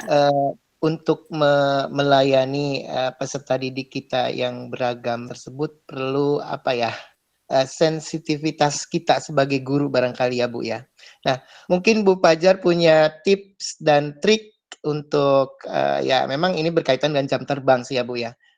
Saya percaya Bu Fajar sudah jam terbangnya sudah luar biasa, Bu Afifah juga. Mungkin ada tips dan trik agar kita sensitif terkait dengan melayani keberagaman para peserta didik kita. Mungkin Bu bisa disampaikan untuk kami. Ya, boleh Pak. Ya, berdasarkan pengalaman saya ya, di awal-awal memang saya gini kan, wah ini proses pembelajaran berdiferensiasi bisa berdasarkan proses, produk gitu kan, berdasarkan konten, berdasarkan lingkungan, wah perasaan puyeng amat gitu ya. Nah, saya pikir ketiga-tiganya itu harus selalu ada di setiap rancangan pembelajaran berdiferensiasi. Tetapi ternyata saat kita merancang pembelajaran berdiferensiasi tidak semuanya harus ada di sana gitu ya. Jadi kalau memang ternyata kita hanya bisa menciptakan rancangan pembelajaran berdiferensiasi berdasarkan konten dan proses ya, maka dan di sana tidak ada produknya gitu ya, maka ya jalankan saja seperti itu gitu ya. Begitu juga kalau misalkan kita memperhatikan pemetaan kebutuhan anak berdasarkan gaya belajar seperti tadi ya, ada 3 gitu kan. Nah, kalau saya dalam sekali proses pembelajaran saya harus memisahkan 3-tiganya gitu ya, wah ini konten untuk anak-anak yang auditory, ini untuk yang visual, ini untuk kinestetik dalam satu kali proses pembelajaran gitu kan. Saya sendiri rasanya belum seideal itu gitu ya. Maka salah satu cara yang saya gunakan adalah dengan memvariasikan pembelajaran gitu. Jadi ada saatnya saya memfasilitasi anak-anak yang visual, sehingga bagaimana dengan anak-anak yang kinestetik dan auditory? Ya otomatis mereka juga akan mengikuti proses pembelajaran yang memfasilitasi visual. Nah, kemudian suatu saat di menit berikutnya saya memvariasikan proses pembelajaran yang itu sebenarnya memfasilitasi anak-anak yang dominan di auditori seperti itu, gitu ya. Bagaimana dengan anak-anak yang visual dan kinestetik? Ya kan otomatis akhirnya ikut juga gitu. Nah, kemudian di menit berikutnya saya kemudian memvariasikan proses pembelajaran yang itu memfasilitasi anak-anak yang dominan kinestetik seperti itu. Nah, jadi saya lebih ke sana gitu. Jadi kebutuhan anak-anak dengan gaya belajar yang berbeda bisa terpenuhi gitu. Kan kita seringkali ya saat mengajukan pertanyaan hanya sedikit gitu anak-anak yang merespon untuk menjawab secara langsung gitu kan. Dan biasanya anak-anak yang seperti itu adalah anak-anak yang auditori ya. Mereka senang menyampaikan pendapat, menjawab pertanyaan secara langsung. Tapi bagaimana dengan anak-anak yang selain auditori? Nah, mungkin kita bisa mempersilahkan mereka untuk menuliskan jawabannya di sticky note ya. Kemudian setelah kalian jawab ya, kita berikan waktu mereka untuk berpikir menjawab pertanyaan tersebut. boleh ditempelkan ke depan ya. Nah, itu juga salah satunya adalah untuk memfasilitasi anak-anak yang kinestetik ya, anak-anak yang bukan auditori seperti itu. Mungkin itu Bapak Ibu atau Bapak Ibu yang lain kalau punya pengalaman boleh berbagi, biar saya juga bisa mendapatkan tips-tips proses pembelajaran diferensiasi. Begitu Pak Raswadi. Saya Bu. Boleh, Ya, Bu. baik, terima kasih Pak Fajar, Bu Afifah. Ya Saya Bu. baik, Bu Faiz. Silakan Bu Rina Erlita. Oke, terima kasih Bu Fajar. Ini ngantuk. Oke Ibu, menarik sekali ya Bu pembahasannya. Saya mau nanya Bu, strategi tadi ada yang, aduh lupa lagi tuh. Oh ya, gini. Dalam pembelajaran berdiferensiasi itu, saya mencoba berdiferensiasi konten, Bu, karena saya guru matematika. Nah, konten atas kesiapan belajar siswa. Jadi ada yang saya kelompokkan yang kelompok merah yang memang belum siap mungkin ya, kelompok kuning yang sedang lah, kelompok hijau yang sangat siap gitu. Nah, di posisi seperti itu ada apa ya? Untuk menghilangkan rasa minder bagi si merah, kemudian rasa bangga bagi si hijau itu kita perlu berproses juga ternyata Bu ke arah sana. Ini barangkali gimana gitu, bahwasanya memang sebenarnya si merah ini memang perlu diberi perhatian lebih daripada yang hijau yang udah bisa jalan sendiri, saya pikir kan. Tapi yang si merah ini kayak ada minder-minder gitu, mereka kok dibedakan seperti itu. Padahal mereka memang butuh dibedakan gitu. Memang itu menurut kita baik, tapi ada efek lain ternyata di anak-anak gitu. Nah, ini bagaimana cara kita itu membuat apa ya? Kita membedakan, tapi anak itu meyakini bahwasanya mereka itu bahwasanya tujuan kita itu baik gitu loh. Itu sebenarnya itu ya saya lagi nyari triknya ini Bu, bagaimana caranya ke anak-anak gitu. Kemudian yang kedua tentang strategi apa tadi yang Ibu sampaikan? Aduh, satu lagi. Oh, kontrak belajar itu tuh seperti apa ya, Bu? Saya belum pernah nyoba nih kontrak belajar itu menggunakan kontrak belajar. Begitu Bu, terima kasih Bu. Oke, Bu Afifah langsung aja ya Bu Afifah. Ya silakan Bu, silakan mumpung masih hangat pertanyaannya. Bu Rina ya, untuk pertanyaan yang pertama itu ya, oke. Jadi itu kan berdasarkan kesiapan belajar dan kita tahu kenapa akhirnya kita tahu oh si anak ternyata kemampuannya hanya sebatas ini. Sementara yang satunya lagi ternyata kemampuannya sudah melebihi. Itu kan pasti setelah kita melakukan asesmen awal ya Bu. Iya betul. Asesmen awal itu kan Iya. pasti dilakukan dulu Iya. sebelumnya. Nah, itu dia makanya sebaiknya ya kalau saya hasilnya itu tidak saya beritahukan ke siswa. Jadi saya cukup tahu aja, oh ternyata si ini dia kemampuannya segini gitu kan. Oke. Nah, gimana caranya nih supaya mereka ini tidak ketinggalan jauh dengan teman-temannya yang sudah terlebih dahulu lebih tahu gitu ya. Nah, makanya kita merancang proses pembelajaran yang akhirnya si anak yang kemampuannya terlihat lebih rendah itu dia akan terbawa, akan termotivasi gitu ya. Nah, tinggal kitanya aja yang melakukan pengamatan sepanjang proses. Nah, kira-kira setelah proses pembelajaran yang kita lakukan ini, apakah ada perubahan dari beberapa siswa yang awalnya kemampuannya di bawah rata-rata seperti itu, apakah ada peningkatan ataukah tidak ya. Nah, kalau ternyata dari beberapa treatment yang kita lakukan dan tanpa mereka sadari gitu kan, kalau mereka termasuk anak-anak yang kurang dibanding dengan teman-temannya, nah mungkin kita bisa mengambil salah satu alternatif yang tadi sudah saya sampaikan, misalkan kita memberikan tambahan pembelajaran di luar jam pelajaran. Dan itu pun biasanya kita sampaikan dengan dengan hati-hati ya, menawarkan gitu kan. Seperti itu, Bu. Jadi kalau saya pribadi memang hasil asesmen itu tidak saya sampaikan ke anak ya, tetapi itu menjadi pegangan saya untuk kemudian saya merancang pembelajaran yang anak itu tidak merasa dia berada dalam posisi yang rendah gitu kan, tapi akhirnya kemudian dia termotivasi bisa bisa mengejar ketinggalan dari teman-temannya tersebut gitu, Bu. Oke.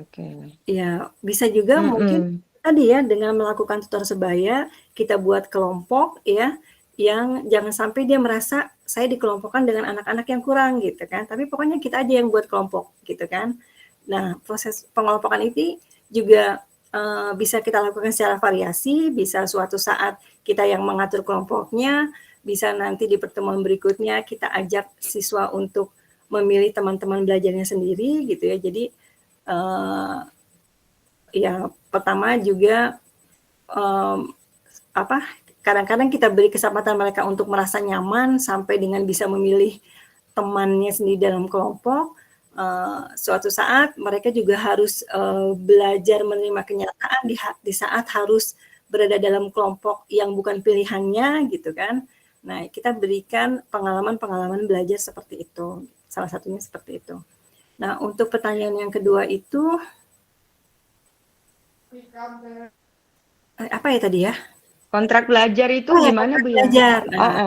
Nah, kalau ya kontrak belajar seperti yang tadi sudah saya sampaikan ya, kita mengajak anak untuk menentukan proses pembelajaran seperti apa yang mereka inginkan, gitu kan? Kalau yang sudah saya jalani, siswa itu memilih, Bu, kita nonton video, gitu kan?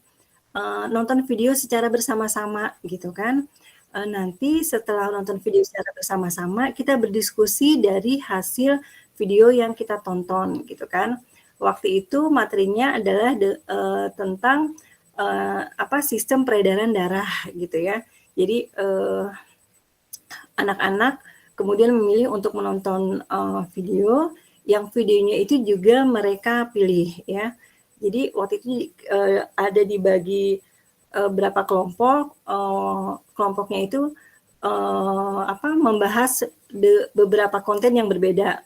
Satu kelompok membahas tentang jantung, kemudian ada kelompok yang membahas tentang pembuluh darah, kemudian ada kelompok yang membahas tentang pembuluh limfatik ya.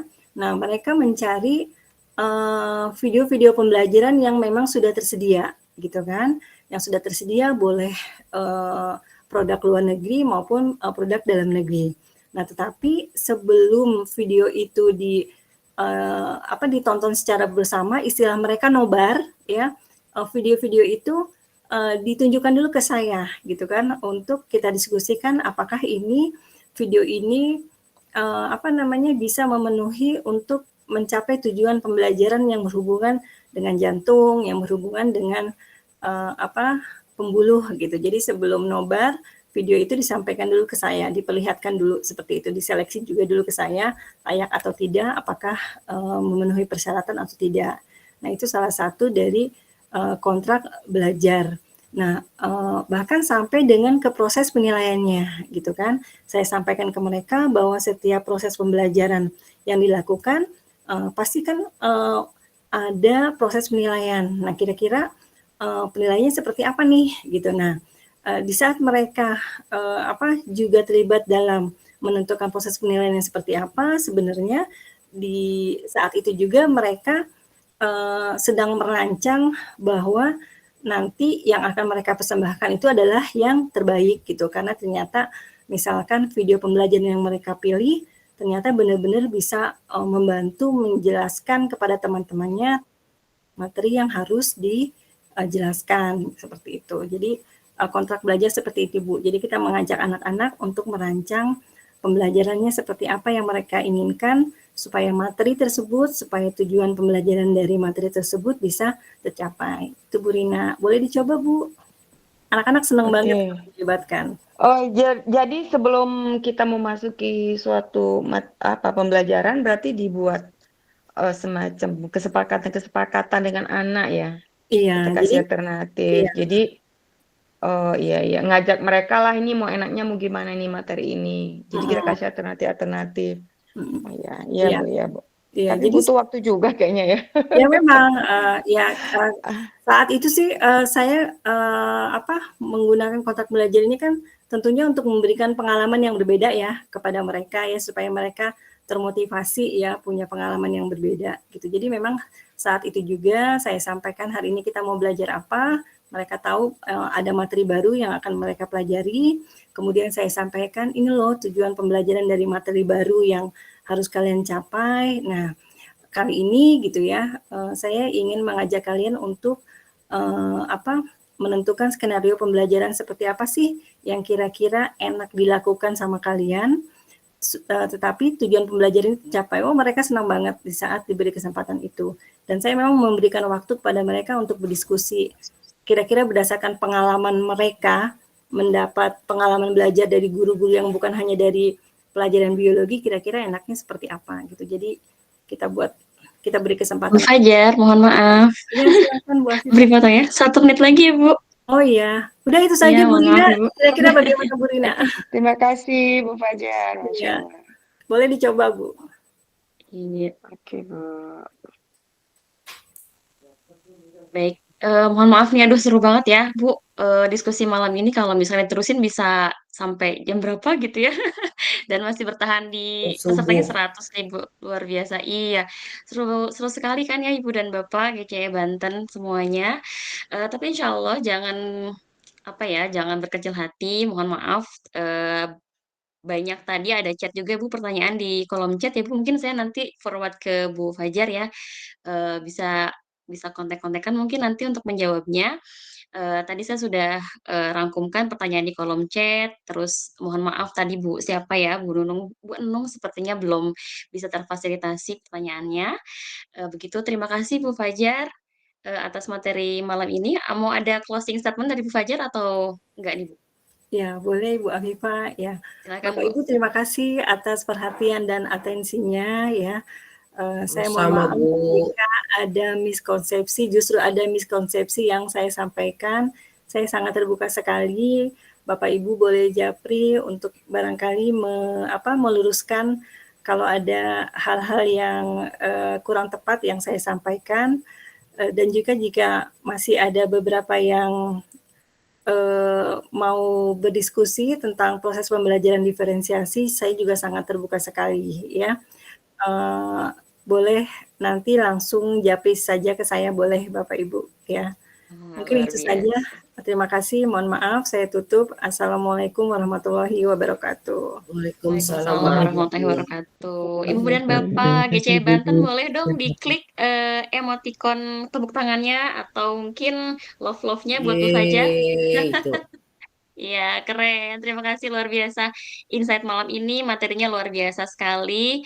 Jadi makin paham nih tentang pembelajaran berdiferensiasi atau pembelajaran berdiferensiasi tadi ya. Tapi jangan khawatir nih Bapak Ibu GCE Banten. Kabarnya nih bisik-bisik GCE Banten sedang mempersiapkan pelatihan khusus membahas tentang pembelajaran berdiferensiasi. Jadi tunggu saja tanggal mainnya. Nanti kita akan belajar bersama-sama di sana lebih jauh lagi. Bisa jadi mungkin ketemu lagi dengan Bu Fajar ya. Gitu. Baik, sebelum kita tutup malam hari ini kita kedatangan para kokapten. Saya juga mau menyapa kokapten GCE Banten yang hadir malam ini. Terima kasih. Terus ada Pak Ahmad Syafi'i dari Kokapten Kabupaten Tangerang. Kami persilakan untuk memberikan sambutannya, Pak. Mohon maaf tadi di awal tidak sempat diminta untuk sambutan. Sekarang sebelum berakhir nih, Pak, sebelum penutupan, kami persilakan untuk menyampaikan sambutannya untuk Pak Ahmad Syafi'i. Silahkan. Baik, terima kasih Bu Afifah. Assalamualaikum warahmatullahi wabarakatuh. Waalaikumsalam. Waalaikumsalam warahmatullahi wabarakatuh. Ya terlihat ya. Baik, hamdan wa syukurillah ma ba'du. Yang sama-sama kita hormati nih Pak Kapten Dudi yang saat ini belum terlihat nih Kapten Dudi ya. Kemudian yang saya hormati rekan-rekan Kokapten dari Serang, dari Tangsel, dari Kota Tangerang, dari Cilegon, dari Lebak ya. Mudah-mudahan selalu sehat dan Pandai Gelang, betul Ibu. Waduh, Ibu ternyata sangat sangat Sangat telaten rame. ya. Kalau ada saya pasti rame. Iya benar Bu Insya Dewi, salam Allah. kenal Bu Dewi. Bu Dewi dari Mampir ke Pandai SKH Gelang ya. ya. Iya SKH Negeri, siap. Pembina. Baik, terima kasih para GC Banten, Bu Paskur. Narasumber kita hari ini luar biasa nih, lebih menguatkan terkait dengan pembelajaran berdiferensiasi. Mungkin teman-teman yang lain juga sudah sering mendengar kata pembelajaran berdiferensiasi. Hari ini dengan Bu Pajar ternyata diberikan penguatan, termasuk saya secara pribadi. Terima kasih juga Bu Apipa selaku moderator yang sudah menemani dari tadi. Ya, kemudian Bapak dan Ibu peserta kegiatan Semarak Bulan Merdeka. Ternyata semakin malam semakin panas ya, semakin semangat. Ini patut dicontoh, ini motivasinya luar biasa nih, anak-anak muda kalah sepertinya nih oleh ibu-ibu hebat semua dengan bapak-bapak yang hebat semua gitu ya. Dan temanya luar biasa Pak, temanya luar biasa. Benar. Ya, kami berharap terus Bapak dan Ibu mengikuti kegiatan di Semarak Bulan Merdeka ini bersama GCE Banten. Ini mudah-mudahan insya Allah memberikan kebermanfaatan untuk kita semua, untuk meningkatkan kompetensi diri, kemudian juga saling berbagi, saling sharing satu sama lain, sehingga proses-proses kegiatan pembelajaran yang bermakna, yang up to date, ini bisa kita lakukan secara menyeluruh ya, secara massal, secara masif, sehingga tujuan pendidikan yang dicanangkan oleh negara kita bisa tercapai dan dapat diwujudkan dengan sebaik-baiknya. Ya, intinya saya ucapkan terima kasih kepada Bapak Ibu semua selaku peserta dan juga tim dari Semarak Bulan Merdeka nih, para serikandi-serikandinya GCE Banten yang hebat-hebat, yang tetap semangat ya, yang tetap semangat menemani kita semua. Ya, mungkin itu saja barangkali mengingat waktu yang sudah malam nih. Ya, Bu Rina luar biasa nih dari Tangerang, nanti mohon diajak semua nih Bu Rina nih. Ya. Itu saja barangkali, salam sukses buat semua. Tetap tingkatkan kompetensi diri melalui proses pembelajaran, sharing, ya intinya ada di GCE Banten. Pantau terus sampai dengan akhirnya nanti ya. Terima kasih. Assalamualaikum warahmatullahi wabarakatuh. Waalaikumsalam warahmatullahi wabarakatuh. Terima kasih Pak Ahmad Syafi'i sudah memberikan motivasi di malam hari ini, semakin semangat ya ke depannya.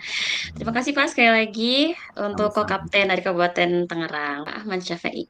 Baik, Ibu dan Bapak para GCE Banten, sepertinya malam ini sudah berakhir dengan berakhirnya motivasi dari Pak Ahmad tadi, berakhir juga pertemuan kita malam ini.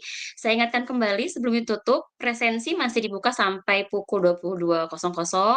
Tadi saya sudah saya share di chat room. Ibu dan Bapak juga bisa mengakses di SD Semarak GCE Banten ya, bisa melalui PMM masuknya, terus bisa juga klik, saya sudah up lagi di presensi untuk SID Semarak GCE Bantennya. Di sana ada materi, ada presensi hari ini, link presensi dan jadwal untuk besok. Jangan lupa besok juga akan ada lagi webinar pematerian yang luar biasa, nggak kalah dengan malam ini di Semarak Bulan Merdeka bersama GCE Banten. Kalau besok siang hari ya, Ibu dan Bapak. Jadi kita belajar lagi untuk esok hari. Baik, terima kasih atas semua atensi, atas perhatian, atas partisipasi dari Ibu dan Bapak. Kami ucapkan terima kasih. Sekali lagi, terima kasih kepada Ko-Kapten yang sudah hadir, kepada Kapten GCE Banten yang sudah hadir malam ini juga. Seperti itu, kita tutup bersama-sama dengan membaca hamdalah. Alhamdulillahirrahmanirrahim. Sampai sampai ketemu besok, Bapak Ibu, di siang hari ya. Assalamualaikum warahmatullahi wabarakatuh. Selamat malam. Waalaikumsalam warahmatullahi Terima kasih Bu Afifah, wabarakatuh. Pak Ahmad Syafi'i, Bapak Ibu yang lain, Bu Rina. Terima kasih Ibu. Terima kasih. Izin live. Terima kasih banyak Bu. Terima kasih ya Bu Fastur. Iya, sama-sama Bu. Ilmunya pas banget nih, saya materinya lagi itu. Ya, mangga Bu bisa sharing Japri.